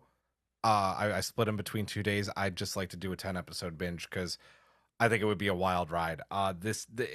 So many beautiful moments. Like, I will have that dull putting the comm badge down moment etched into my brain for the rest of my days. It is just, oh boy, one of those great Trek moments. I can't wait to see everybody else's reactions to this. And please, Netflix, you guys do animation well. You see the value of that animation. Give us a season 3. Let's do it. That is going to do it for this one. Join us next week as we will be starting our individual episode reviews. We'll be back with a review of episode 203, Who Saves the Saviors. Now you can start getting your mailbag in. We'll get those in. Remember, patrons, you get these the Monday before we release the episode on Thursday. So fun perks. Become a patron member. We love you. Let's we love reach the stars. Yeah, that's right. For Hawk, for Emcee, for Girafe, I am Julian. Live long and prosper. Sarcastic Vulcan salute. Majram, and good night.